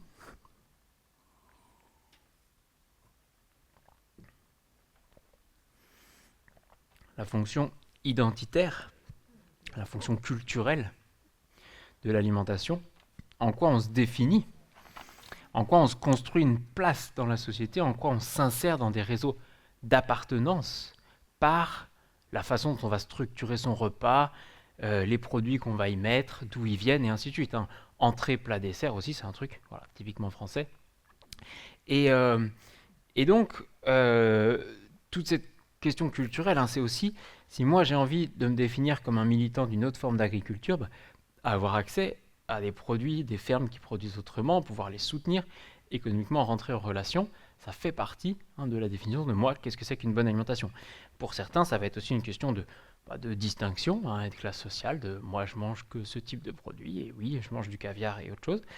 Et c'est aussi les questions cultuelles, de respecter en fonction de ses croyances, qu'est-ce que doit être son alimentation. Et donc, petit à petit, on va dire qu'une alimentation de qualité, finalement, il n'y a pas trop d'autres façons de la définir que de respecter ces 4 fonctions pour une personne donnée. Et il y a un petit mot, concept politique en 5 lettres, qui résume tout ça, qui résume comment on peut qualifier l'alimentation pour une personne, pour un groupe de personnes. On peut qualifier le fait d'avoir accès à une alimentation qui réponde à ces 4 fonctions. Vous voulez faire un pendu ? Allez, 5 lettres, vous allez y arriver. Je redonne la définition ou c'est bon ? La définition, c'est un mot, c'est un concept politique dont la définition, c'est le fait d'avoir accès à une alimentation qui réponde à ces 4 fonctions. Je vous écoute. Saine. Alors, quand c'est une proposition comme ça, c'est 2 barres directement. Hein. Alors, on va faire comme ça. Hop.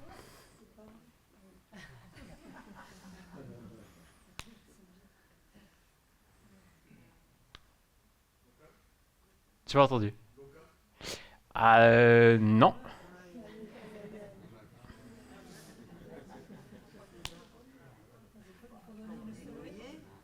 Comment ?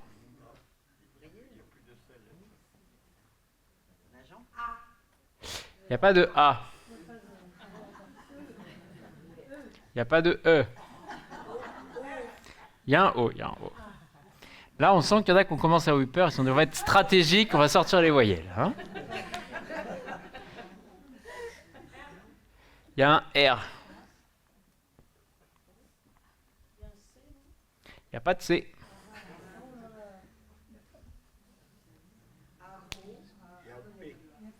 Il n'y a pas de P. Attention, il vous en reste plus que 2. Il y a un T. Et il y a un D. Et il y a un I. Le droit à l'alimentation.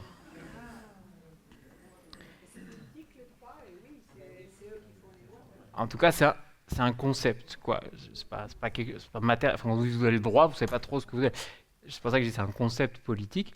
Mais le droit à l'alimentation, donc c'est quelque chose qui est défini par l'ONU depuis 2001, en tout cas comme ça, hein, Jean Ziegler, qui dit c'est le fait d'avoir un accès régulier, le premier mot c'est accès, la définition, régulier, permanent, libre, à une alimentation qui, après la définition, elle fait 4-5 lignes, mais répond aux 4 fonctions pour un individu, pour une population. Eh bien oui, vous aviez des indices. Hein. Et donc moi, je vais découvrir tous des travaux de recherche qui travaillent sur le droit de l'alimentation et qui s'appellent, je suis désolé, il y en a beaucoup qui ne vont pas voir, mais je le mentionne quand même, démocratie alimentaire. Un courant de recherche qui travaille sur le droit à l'alimentation. Et en fait, pourquoi il s'appelle démocratie alimentaire? Parce que c'est un peu compliqué de dire qu'est-ce que c'est qu'une alimentation de qualité, voilà, qu'est-ce que c'est que le droit à l'alimentation. Seule façon finalement, la déclinaison technique de ce concept, ça va être de dire, on va considérer qu'une personne a son droit à l'alimentation qui est assuré quand elle peut, et on va arrêter de parler d'accès à une alimentation de qualité, mais quand elle peut choisir son alimentation. On va se mettre à se battre pour l'accès de toutes et tous à une alimentation choisie. Choisie, dès qu'on a dit ça, on va rajouter en connaissance de causes et de conséquences, avec les mécanismes d'éducation populaire. Je pense qu'on est à peu près 68 millions en France à avoir besoin d'éducation à l'alimentation. Et donc, de dire, voilà, il y a besoin de tout ça, mais pas que. Mais pas que. Ils disent, en fait, si on veut pouvoir choisir son alimentation, c'est bien beau d'avoir accès à un magasin, mais si dans le magasin, il n'y a rien qui vous convient, vous n'avez pas le choix. Attention, pouvoir choisir son alimentation, c'est aussi pouvoir décider de ce qui va être produit, décider de ce qui va arriver dans les magasins. Donc en partant d'un concept complètement différent, d'une entrée complètement différente à celle de souveraineté alimentaire, là on part sur les questions de droit des paysannes, des paysans, droit de l'environnement, là on part sur les questions de droit de tout un chacun, un citoyen, des habitants, à pouvoir avoir ces droits fondamentaux d'assurer.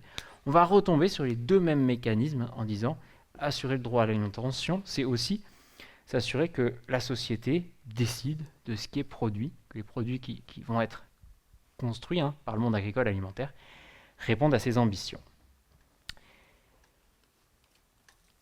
Dernier petit truc avant de partir sur sécurité sociale de l'alimentation, c'est que notamment Réseau Civam, une fois qu'ils se sont rendus compte de ça, ils se sont dit, tiens, la première chose à faire, si on veut essayer de se battre pour que tout le monde puisse avoir accès à une alimentation choisie, qui lui convienne, c'est peut-être d'essayer d'améliorer la principale politique qui vise à assurer l'accès à l'alimentation pour celles et ceux pour qui c'est le plus compliqué.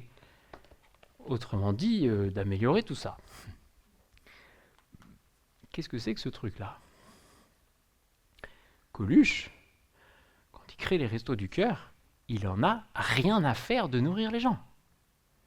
C'est pas du tout son objectif. Lui, ce qu'il veut, c'est permettre aux personnes qui vivent la précarité de sortir de la précarité, pas de les nourrir. Sauf que les personnes ont faim, il y a l'estomac qui crie, donc c'est très compliqué de se projeter à moyen ou à long terme, de remettre le pied à l'étrier par une formation ou quoi que ce soit. Donc il dit, en fait, si on veut sortir, éradiquer la pauvreté, il faut d'abord là commencer tout de suite par les nourrir. Donc d'un point de vue pragmatique, il voit avec d'autres bien sûr, qu'il y a des restes derrière les magasins, il dit tiens, on récupère ça, on les file, on remplit les ventres et on peut commencer à sortir les gens de ces situations-là. L'idée c'est de faire un truc d'urgence sur un moment donné qui dure un certain temps pour sortir de ce truc-là et on passe à autre chose, quoi. Ça va pas marcher comme ça. Ça va légèrement continuer. Et aujourd'hui, il y a une personne debout là au fond de la salle, attention, c'est mieux d'être assis. J'ai un truc violent, la loi française. Ok. La loi de 2016, le pacte national de lutte contre le gaspillage alimentaire. L'objectif du pacte national est de pérenniser et d'améliorer les dispositifs de dons aux associations d'aide alimentaire qui aident à éviter le gaspillage alimentaire tout en fournissant de la nourriture aux personnes les plus démunies. C'est écrit comme ça dans la loi française aujourd'hui. Vous ne pouvez plus être bénévole de la lutte contre la précarité alimentaire, vous êtes bénévole de la lutte contre le gaspillage alimentaire, et si vous travaillez bien, peut-être que vous pourrez nourrir des personnes. Hein. Vous devez trier les poubelles de la grande distribution, et après on verra. Et puis c'est clairement écrit, hein. Aujourd'hui l'objectif c'est de pérenniser l'aide alimentaire, parce que ça nous aide à lutter contre le gaspillage. Hein. On ne va quand même pas arrêter la pauvreté, on se mettrait à gaspiller, c'est pas bien de gaspiller. Bon, là il y a un vrai problème. Il y a un vrai problème parce que la mainmise de l'agro-industrie sur ce truc qu'est l'aide alimentaire fait que du coup c'est complètement incompatible. Là l'idée c'est d'empêcher la surproduction. Là l'idée c'est de gérer et d'écouler la surproduction. Il y a une incompatibilité à dire qu'on va améliorer l'aide alimentaire. Et puis Bénédicte Bonzi, elle va mettre un peu coup de grâce à toutes ces idées-là d'améliorer l'aide alimentaire. Elle va écrire ce bouquin-là, c'est sa thèse. Sa thèse, c'est en tant qu'anthropologue, 5 ans au sein des Restos du Cœur. 5 ans à être bénévole et chercheuse en même temps et à décrire ce qu'elle voit. Et le titre, donc La France qui a faim, c'est le don à l'épreuve des violences alimentaires. Elle va être obligée de construire cette notion de violence alimentaire pour décrire ce qu'elle voit dans l'aide alimentaire, la façon dont aujourd'hui, c'est pas l'aide alimentaire qui est violente, ce qui est violent, c'est l'absence de droit à l'alimentation. Ce qui est violent, c'est la récupération par le complexe agro-industriel de cette filière-là. Elle dit, cette violence, elle s'impose sur les bénévoles, qui sont obligés de distribuer des choses qu'ils ne mangeraient pas eux-mêmes, qui n'ont pas assez pour faire souvent face à la faim qu'ils ont en face d'eux.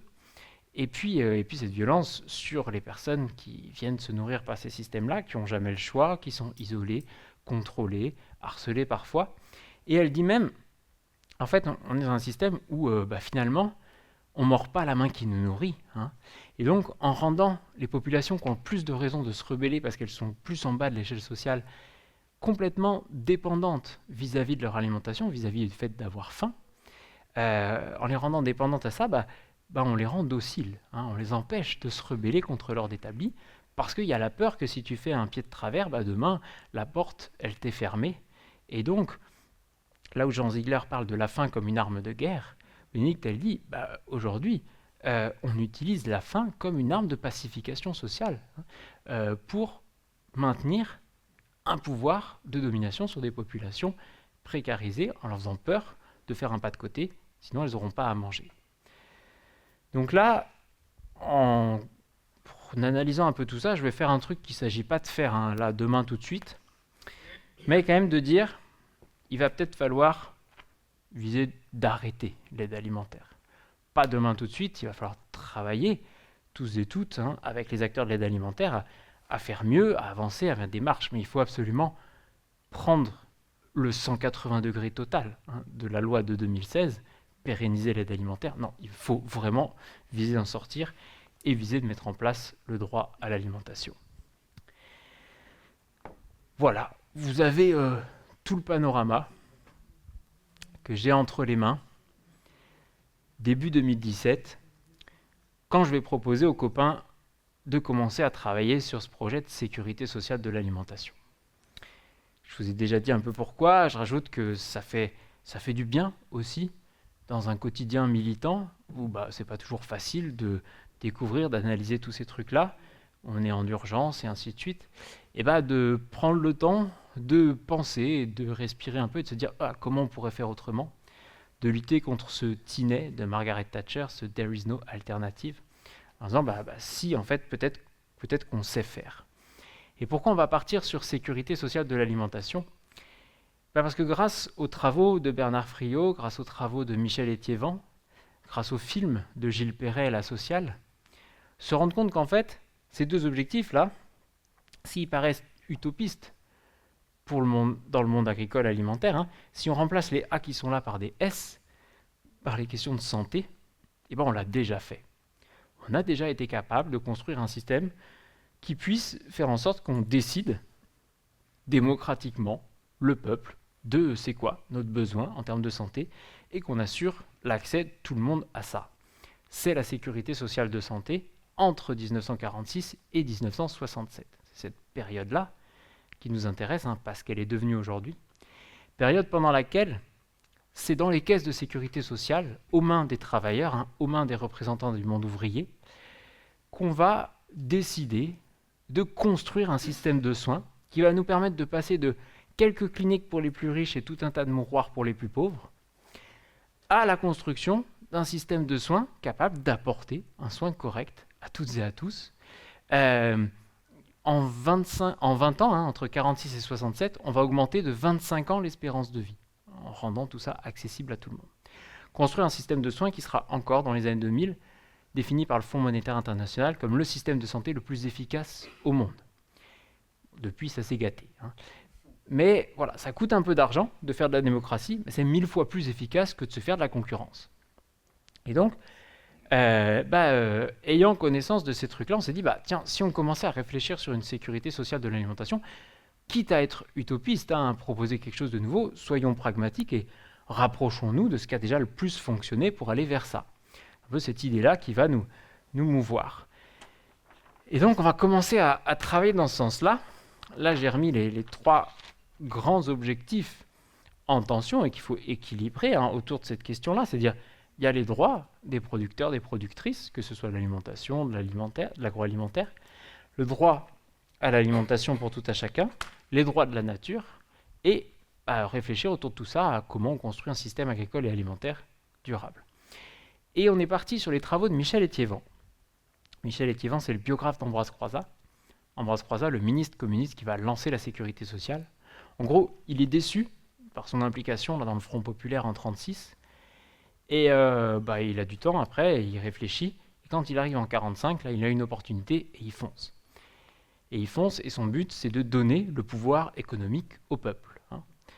Et donc, Michel Étiévant, il dit il y a 3 grands piliers dans sa réflexion de comment on peut donner le pouvoir économique au peuple, comment on peut assurer que les moyens de production soient au service de la population. 3 grands piliers. Le premier, c'est l'universalité. L'universalité, c'est dire surtout, on ne fait pas une politique pour les pauvres. Le Secours catholique, eux, ils disent une politique pour les pauvres est une pauvre politique. Si on fait un truc un peu durable, on fait un truc pour tout le monde. On ne sépare pas les gentils là, qui donnent et puis les relous là, qui sont un peu assistés. On peut avoir une très belle assiette avec un bon repas. Si c'est écrit sur les bords, vous coûtez un pognon de dingue, pas agréable de manger. Donc on est parti à l'inverse sur cette image-là, de dire personne ne se sent assisté. Personne ne se sent être un rebut de la société quand il utilise sa carte vitale pour payer le médecin ou pour payer la pharmacie. Pourquoi ? Parce que c'est pour tout le monde, c'est un droit. Quand je dis ça, je laisse de côté la question de l'accès au droit. Et donc, de dire, en fait, on pourrait créditer de 150 € par mois et par personne la carte vitale pour payer ses dépenses alimentaires et uniquement ses dépenses alimentaires. L'idée, c'est de sanctuariser un budget, qu'on puisse dépenser que ça, pour arrêter cette logique d'essayer de diminuer le coût de renouvellement de la force de travail, de diminuer le budget alimentaire. Pourquoi 150 €? Parce que, à l'époque, les organisations d'aide alimentaire qui avaient arrêté de faire de l'aide alimentaire, parce que trop violent, c'était passé sur le chèque alimentaire, elles avaient commencé à dire, en fait, il faut 5 € par jour, 150 € par mois, là, pour pouvoir se nourrir. Donc on a repris ce terme-là, qui était empirique, qui venait du terrain, en disant c'est le minimum. Pour commencer à parler de droit à l'alimentation, c'est le minimum, puis on verra par la suite.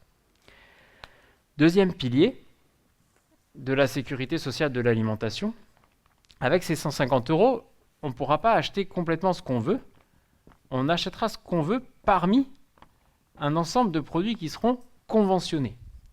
L'idée du conventionnement, c'est de dire, en fait, on va décider collectivement de quels seront les produits qu'on pourra acheter avec ces 150 € dans des caisses locales de sécurité sociale de l'alimentation qui fonctionnent, par exemple, comme la Convention citoyenne pour le climat, où on va élaborer des critères pour dire, voilà, pour être conventionné, il faut répondre à tel et tel critère, et c'est la population qui prend en main tout ça. Et on va les conventionner des produits agricoles alimentaires qui conviennent.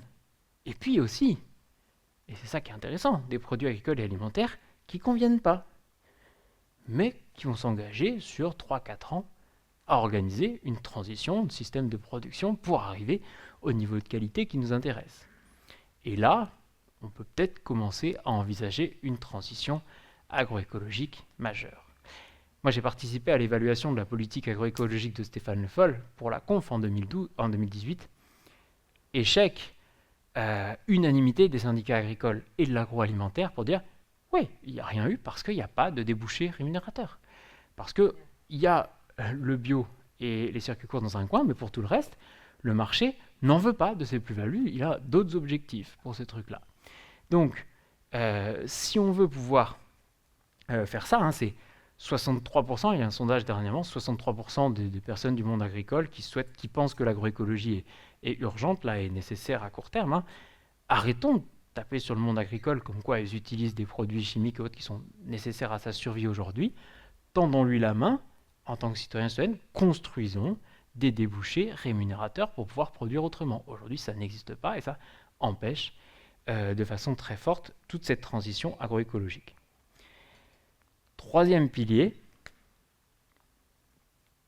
comment on finance le tout. Croizat, il y tient beaucoup. Il dit il faut absolument de la cotisation, de chacun selon ses moyens, à chacun selon ses besoins. On remet de la justice sociale dans le fait que tout le monde aura 150 € par mois. Oui, mais tout le monde ne cotisera pas de la même façon. Et l'idée de la cotisation, elle est aussi très importante d'un point de vue démocratique, parce que l'État fait partie du complexe agro-industriel, ça fait partie des acteurs à éviter. À l'époque, en 1945, l'État a collaboré et tout, donc c'est pareil, il faut s'en émanciper. Et donc, il ne faut pas que le financement passe par l'État. Et la cotisation, l'argent, il passe directement de la valeur ajoutée dans le travail, l'activité économique, hop, dans les caisses de sécurité sociale. Donc, qui est-ce qui décide de ça ? Qui finance décide, ceux qui ont travaillé, les travailleurs qui décident de ce qu'on va faire dans les caisses. Et l'État ne va avoir de cesse que d'attaquer ce financement par de la cotisation, de le remplacer par de l'impôt ou des taxes, où là, l'argent, là où les produits, hop, ils partent dans les caisses de l'État, puis après, l'État, gentiment, il finance la sécurité sociale. Et petit à petit, ils vont reprendre la main, et aujourd'hui, ni vous, ni moi, n'avez votre mot à dire sur quels sont les produits conventionnés, quelles sont les pratiques conventionnées, parce que l'État a repris la main là-dessus. Donc l'idée, pour s'en émanciper, c'est de bien garder un financement basé sur la cotisation. 150 € par mois par personne, on est sur 120 milliards d'euros par an. C'est à peu près un tiers de la consommation alimentaire totale. Ce n'est pas de dire, avec 150 € par mois, c'est pas de dire on prend tout, on socialise tout. On commence, là, on pose une base. Il y en a, ce n'est pas du nouvel argent à trouver, c'est une redistribution. Il y en a qui iront un peu moins au resto, et puis tout le monde pourra avoir un accès assuré. Et surtout, on peut commencer à se doter d'un mécanisme collectif pour pouvoir réorienter massivement notre système agricole et alimentaire. Voilà la proposition qu'on a faite entre 2017 et 2019, avec des échanges, avec des camarades de réseau CIVAM et d'autres, et qu'on va sortir donc avec les copains d'Ingénieurs sans frontières, là, un groupe entre agronomes. Je vous ai mentionné ça, mais je n'ai pas dit qui c'était, cette association-là, avec qui on va construire ça, et sortir ça en février 2019. Ça va prendre un peu d'ampleur. Moi, je vais vouloir monter cette conférence gesticulée pour partager tout ça, pour avoir un outil aussi pour présenter tout ça. Et puis, je vais quitter la Confédération paysanne nationale pour prendre du temps pour animer tous les retours qui nous arrivent et chercher à construire un collectif d'organisation pour continuer à farfouiller, à faire avancer cette réflexion-là. Et donc, pendant 2 ans, au chômage, je vais m'occuper de construire tout un collectif d'organisations qui vont défendre petit à petit la sécurité sociale de l'alimentation, des organisations qui viennent du monde agricole, qui viennent de la recherche, qui viennent de la lutte contre la précarité alimentaire. Animer la construction à plein d'organisations d'un socle commun, de qu'est-ce qu'on partage ensemble, c'est pas facile. Et puis des outils pour diffuser tout ça, comme cette petite BD, Encore des patates, c'est à peu près la même chose que ma conférence gesticulée, mais sous forme de BD. et le site internet. Aujourd'hui, je suis en train de faire une autre BD d'ailleurs, mais qui sortira un peu plus tard. Et donc voilà, essayer de partager cette réflexion. Et je vais être complètement dépassé fin 2020 par pas mal de personnes, en fait, mi-2020, juin 2020, on sort du confinement, explosion de la précarité alimentaire. L'aide alimentaire n'est plus en mesure de répondre à la précarité alimentaire, on cherche d'autres façons, et donc beaucoup de gens vont s'intéresser à nos travaux.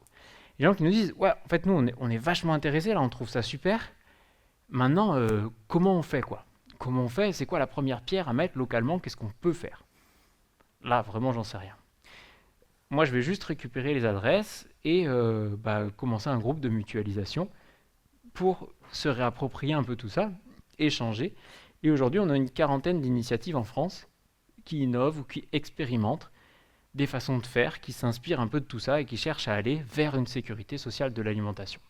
Et c'est aussi pour ça que je suis encore là aujourd'hui. Depuis, je suis intermittent avec cette intervention, ce qui me permet d'en faire plusieurs par mois et d'avoir un salaire, et de continuer à partager cette réflexion et à faire avancer toute cette réappropriation-là, parce qu'il y a quelque chose qui se passe, quoi, qui se met en place. Moi, je ne fais pas ça pour vous dire c'est la sécurité sociale de l'alimentation ou rien. Hein. Déjà, il y a des échelons entre les deux qui sont très pertinents, notamment reprendre en main la restauration collective sur des territoires pour ouvrir des débouchés sur des fermes et ainsi de suite et d'autres. Mais voilà, c'est peut-être pas la bonne solution. Par contre, ce qui est sûr, c'est que la solution, elle est à ce niveau-là, quoi. Elle ne sera pas en dessous. On ne peut pas viser en dessous et il faut aujourd'hui qu'on chemine et qu'on avance vers une prise en main de l'ensemble de notre système agricole et alimentaire avec le droit à l'alimentation comme fondement de tout ça. Je finis là-dessus. Je vais finir mon assiette cette fois pour de vrai. Qu'est-ce qu'on fait de ce truc-là? Qu'est-ce qu'on fait de cette fonction politique de l'alimentation? Je pense qu'il faut absolument en faire un droit individuel, un droit à tout à chacun d'avoir accès à l'alimentation, plus pouvoir jouer sur l'alimentation comme une arme de structuration et de domination dans la société, un droit à tout à chacun à mettre ce qu'il veut dans son assiette parce que c'est pas là que ça se joue, et puis un droit à décider avec les autres autour de la table, en démocratie, collectivement, de qu'est-ce qui va être produit, de reprendre la main sur notre système agricole et alimentaire, parce que c'est là que ça se joue, de pouvoir décider de ce qui va être produit ensemble démocratiquement. Comme ils disent dans le spectacle, on compte sur vous.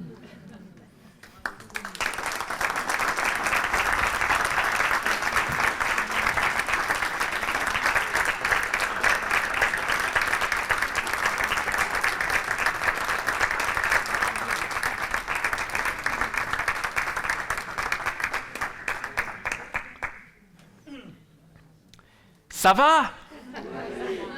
Ouais. On a un petit peu de temps pour des échanges, c'est ça?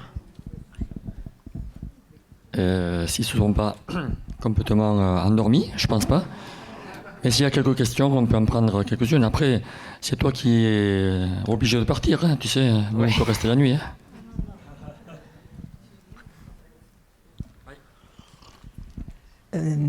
Oui, j'aimerais savoir en quoi consistent les expérimentations locales dont vous avez parlé, c'est-à-dire parce que là vous avez évoqué un système qui était plutôt au niveau de l'ensemble du pays, enfin si c'est comme la sécurité sociale, mais donc localement il y a des gens qui essayent par exemple de, je sais pas moi, avec un système de cotisation, localement de cotiser, de donner l'accès à certains, ou à tout le monde à un minimum, etc. Alors là, très rapidement, www.sécurité-sociale-alimentation.org, vous pouvez retrouver pas mal d'informations par rapport à votre question. Pour vous répondre de façon dans les grandes lignes, sans rentrer trop dans le détail, il y a deux grands types de choses qui se mettent en place aujourd'hui. Il y a ce qui est de l'ordre de l'innovation, des gens qui vont chercher des nouvelles façons de créer des solidarités alimentaires. Ça peut être simplement de la rencontre entre un système d'AMAP et un système d'aide alimentaire. Et puis on va avoir des paniers financés pour des personnes, secrétaires sociaux. Et puis du coup, ça augmente les volumes de l'AMAP, ça soutient un peu plus les paysans, et en même temps, ça permet des choses, des choses qui se rencontrent, des choses qui inventent des choses nouvelles. Là, une épicerie ambulante en Ille-et-Vilaine, qui fait le tour des petits patelins où il n'y a aucun commerce, des gens qui n'ont pas les moyens de se déplacer, donc qui luttent vraiment contre l'accessibilité géographique. Et c'est des gens qui faisaient des anciens travailleurs sociaux qu'on a ras-le-bol d'envoyer les personnes à l'aide alimentaire. Et en fait, ils font tout à prix libre. Ils récupèrent autour des fermes, enfin ils achètent, puis des fois ils ont un peu des dons, ils récupèrent, et puis après ils font tout à prix libre pour permettre, enfin prix libre c'est des prix différenciés quoi, mais chacun met ce qu'il veut, il n'y a aucun contrôle, et ils arrivent à l'équilibre comme ça pour lutter aussi contre l'accessibilité économique en zone rurale. Voilà, tout ça c'est des formes d'innovation, et puis il y a des gens qui montent des caisses aussi de sécurité sociale de l'alimentation, un peu en disant voilà, on va tous cotiser une partie, et puis on récupérera tous la moyenne de la caisse. En gros, nous à Saint-Étienne, on a ça, et avec aussi 2 activités, une cantine solidaire plus un maraîchage solidaire où on vend les repas, on vend les produits du maraîchage, on cultive ensemble, on vend ensemble, et ça abonde aussi la caisse, et on se répartit le tout voilà, pour améliorer l'accès à une alimentation de qualité et pas stigmatisé dans l'utilisation du fonctionnement. Voilà, donc des logiques un peu d'innovation, de construire des nouvelles formes, en faisant rencontrer, en construisant autre chose, en essayant de construire des caisses. Et puis il y a la deuxième logique, qui est une logique plus d'expérimentation. Pardon, j'ai pas dit, dernière chose, dans ces innovations, depuis pas longtemps, il y a aussi, on commence à avoir de l'innovation de politique publique. Des choses qui sont d'abord par des acteurs élus, quoi, de collectivités, de municipalités, qui veulent faire des nouvelles politiques publiques pérennes au nom d'aller vers une sécurité sociale de l'alimentation, de faire mieux qu'avant, et ainsi de suite. Et l'autre dynamique, c'est des dynamiques plutôt d'expérimentation, où là, ça n'a pas vocation forcément à durer. Par contre, alors c'est des choses qui nécessitent beaucoup plus de moyens, parce que, voilà, par exemple, à Montpellier, là, ça va être bientôt aussi 100 personnes qui cotisent dans une caisse. La moyenne des cotisations, c'est 60 €. En fait, ils reçoivent tous 100 € par mois et qui décident de où ils vont manger. Et l'idée, c'est vraiment de créer aussi de la recherche-action autour de tout ça et de voir qu'est-ce qui se passe, comment ça se met en place, qu'est-ce que ça veut dire se réapproprier. Ils font ça aussi dans le Luberon, à Cadenet. On a des expérimentations comme ça aussi vers Bordeaux, des logiques à Toulouse. On est vraiment dans des logiques d'expérimentation avec voilà, des budgets un peu conséquents. Lyon en a lancé une aussi, Paris également, enfin le 20e à Paris, pour faire avancer la recherche sur qu'est-ce que ça voudrait être une sécurité sociale de l'alimentation. On ne peut pas, aujourd'hui, sur un territoire, lever de la cotisation. Ça nécessiterait une loi qui, sous couvert d'expérimentation, permettrait de déroger à la loi qui dit que le taux de cotisation doit être le même partout. Voilà. Aujourd'hui, on n'en est pas là. Il y a des amendements là, au projet de loi de finances qui demanderaient un peu plus de sous pour les expérimentations en cours, mais on ne serait pas encore pour expérimenter pour de vrai. On parle d'expérimentation de caisse de sécurité sociale de l'alimentation, pas d'expérimentation de la sécurité sociale de l'alimentation, parce que ça, pour l'instant, c'est pas possible légalement, et on n'est pas en train, d'un point de vue législatif, de se battre pour ça non plus. On n'en est pas encore là. Voilà, en gros, le paysage. Et pour compléter, pour Chantal, demain à 11h, même lieu, il y a une conférence avec des expérimentations locales, etc. Et pour compléter complètement, en sortant, il y a une table d'information du projet du RUN qui s'appelle Eli Kartasuna. Et je vous invite à vous y arrêter.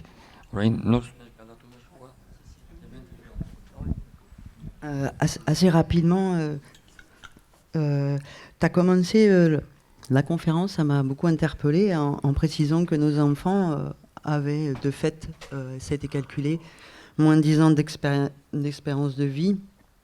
Donc moi je me suis accrochée un petit peu à ça tout du long, sur tout ton déroulé, avec la précarité voulue des gens dans la nourriture.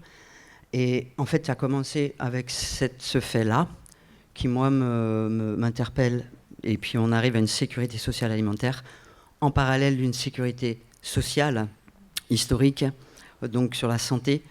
Et moi je vois un parallèle éminent, immédiat, pour effectivement le lancer à une échelle peut-être un peu plus structurée et nationale, par la santé, tout simplement. Voilà, c'était parce que demain, les mêmes qui sont abandonnés à manger, je pense que, bon, moi je sors de soins, ça a coûté 50 000 € à la MSA, hein, un an, hein, et ça va bien.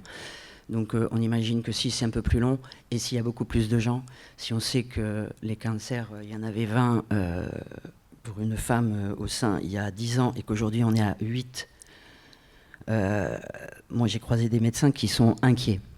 Et moi j'ai été inquiète pour moi quelque temps, et je suis inquiet pour ma société, pour mes voisins, pour ma famille, pour toi, pour tout le monde. Et là je vois un parallèle éminent de droit, de fait. Je ne sais pas si on peut essayer de travailler avec... s'il y a des gens au niveau médical qui sont... Enfin, ou de la sécurité sociale actuelle, si on peut faire des ponts. C'est pas ce qu'on a travaillé de par les réseaux dans lesquels on est, de par le fait qu'on n'a jamais réussi à avoir le temps de se dire tiens, qu'est-ce qu'il faudrait faire pour que ce soit pertinent et qui il faudrait inviter. On est constamment en train d'avancer en prenant ceux qui viennent et ainsi de suite, et on fait comme ça.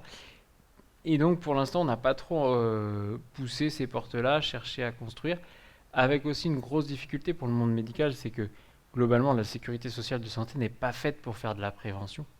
Et là on est vraiment sur un axe, en fait on est sur un contre-pied quoi, vis-à-vis de la question de santé dans la sécurité sociale, où tout est axé sur le curatif. Et voilà, on en rencontre régulièrement, des gens qui disent ah ouais c'est super et tout. On n'a pas réussi à construire de vraies relations de travail aujourd'hui avec des acteurs de la santé. Les seuls acteurs de la santé, j'ai presque envie de mettre des guillemets, mais je ne vais pas les mettre quand même, c'est les mutuelles. Mais des mutuelles dont Mutual, hein, qui fait partie là, de son logo dessus, c'est une mutuelle qui dit clairement on ne veut plus exister, quoi. On milite pour le 100% santé et on veut arrêter avec toute cette privatisation des complémentaires santé. Et on a aujourd'hui des mutuelles qui s'investissent pour financer les expérimentations de sécurité sociale de l'alimentation, des choses comme ça. Mais on n'a pas de travaux pilotés, organisés, institutionnels. Par contre, voilà, ça doit réfléchir un peu de partout. Et avec les coûts cachés de cette grosse industrie ? Et avec les coûts cachés, ça fait partie des réflexions. Tout travail sur les coûts cachés renforce un peu cette idée-là. C'est-à-dire que les coûts cachés montrent à quel point est-ce qu'un système agroécologique serait plus ou moins performant si on prenait en compte tous les coûts cachés, on ne sait pas. Par contre, ce qui est sûr, c'est que là où aujourd'hui, un truc un peu agroécologique, c'est quand même plus cher, si on rajoute les coûts cachés, ça va coûter beaucoup plus cher. Ça aussi, ça monte. Et dans tous les cas, on rajoute le coût de l'alimentation. Et donc, la perspective de socialiser l'accès reste indispensable, quoi, quand même on travaille sur les coûts cachés. Bonjour. Comment Après le Covid, j'ai regardé un documentaire sur Arte qui présentait certaines innovations qui avaient été trouvées par des citoyens ou des régions afin de venir en aide notamment à des entreprises qui avaient dû fermer, notamment la restauration, tout en participant au développement économique local du territoire. Et il se trouve qu'en Espagne, j'ai plus la région laquelle c'était en tête, mais donc une région avec un peu plus d'indépendance que ce sont les nôtres en France, qui décide donc de mettre en place une monnaie locale afin en fait d'aider notamment les restaurateurs en fait au lieu de venir en aide avec des euros, on vient en aide avec une monnaie locale qui a conventionné en fait avec des producteurs locaux, donc qui invite donc les restaurateurs à être aidés tout en consommant plus local, etc. Bon, je me remémore en fait ce fait-là parce que je me dis que y a peut-être du lien à faire, et je me disais qu'ici au Pays Basque, on a une monnaie locale assez forte, des moyens, par exemple, de conventionner avec certains types de producteurs plus locaux et qui conviennent en termes de santé, comme vous l'aviez évoqué dans l'alimentation. comment est-ce que le Pays Basque pourrait être un lieu d'expérimentation de sécurité sociale de l'alimentation en palliant à l'impossibilité, en tout cas, qu'on a à créer une loi qui puisse le permettre? Alors, je renvoie quand même au temps de demain, hein, cette question-là. Demain, il y a une réflexion sur voilà, qu'est-ce que vous pouvez mettre d'un point de vue expérimentation, j'ai envie de dire, un peu comme les autres, finalement, un peu partout en France. Mais après, peut-être que la réflexion, qu'est-ce que le Pays Basque peut permettre, là, il y a quand même des atouts, hein, même si vous vouliez faire quelque chose d'un peu plus grande échelle, des atouts de par l'importance d'une agriculture paysanne proche de sa population sur votre territoire, et de par un début de fier, je ne sais pas exactement où vous en êtes, mais moi quand je travaillais pour la conf, il y avait cette filière lapin où il y avait tous les acteurs conventionnés, du producteur au transformateur, au boulanger et ainsi de suite. Et l'idée c'est ça, c'est pas d'avoir que forcément des produits agricoles, mais aussi des produits transformés. Mais par contre, on conventionne tout. Et l'idée de la monnaie locale, c'est d'avoir du conventionnement, c'est de pouvoir réfléchir. Peut-être que tu pourras en dire un mot. Et ça, c'est du déjà là, chez vous, qui est présent avec un attachement pour des questions aussi culturelles de territoire, qui peut être utilisé et mis au service pour appuyer, hein, là où c'est plus difficile, pour que les restaurations collectives soutiennent complètement toutes les transitions agricoles sur votre territoire. Pour aller plus loin, à Lons-le-Saunier, ils ont construit un restaurant municipal dans la zone industrielle. Hein, voilà, c'est la même cantine que ce qu'ils distribuent aux enfants, aux personnes âgées, mais ça nourrit aussi les ouvriers. Et c'est un self entre 8 et 11 euros par jour là, de plat, où c'est 80% des produits locaux et bio, parce qu'il y avait une volonté de pouvoir créer du débouché pour imposer, pour demander à des producteurs de passer en bio pour arrêter de polluer la vallée.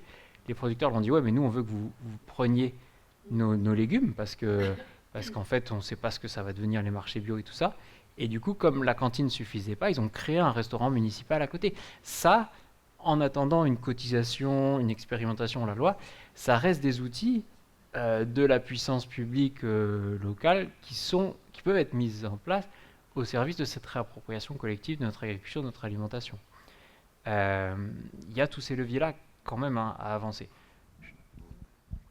Oui, pour donner des éléments, c'est vrai qu'en Pays Basque Nord, il y a, désolé pour ma voix, à la fois une agriculture paysanne très forte encore, à la fois une capacité à faire le lien entre le monde paysan et le monde non paysan, mais qui s'intéresse à ce qu'il mange. L'Ourama en est un exemple.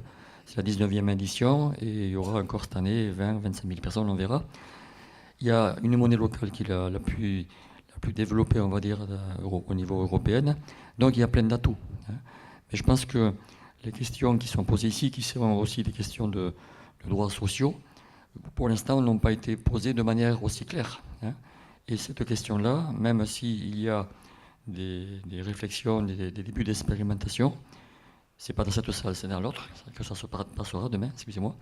C'est le moment, je pense, où on peut approfondir davantage. Il y aura aussi des témoignages concrets de ce qui s'est fait à Montpellier. Voilà, ça nous permettra aussi de réfléchir et puis peut-être au bout d'un moment de se dire, ben allez, on y va. Et on est dans un pays, un territoire ici où quand on décide, le on, c'est pas quelqu'un, hein, c'est collectivement une force un peu organisée, on y va, et bien on peut y aller. Hein, donc il faut être, je pense, optimiste. Je vais garder le micro jusqu'à la fin parce qu'on va arrêter. Pour vous dire que du coup la conférence sur la sécurité sociale de l'alimentation, ça sera là-bas, dans notre salle, et ici ça sera une conférence sur bien manger pour être en bonne santé, demain matin à 11h. Mille Mathieu. Merci. Voilà.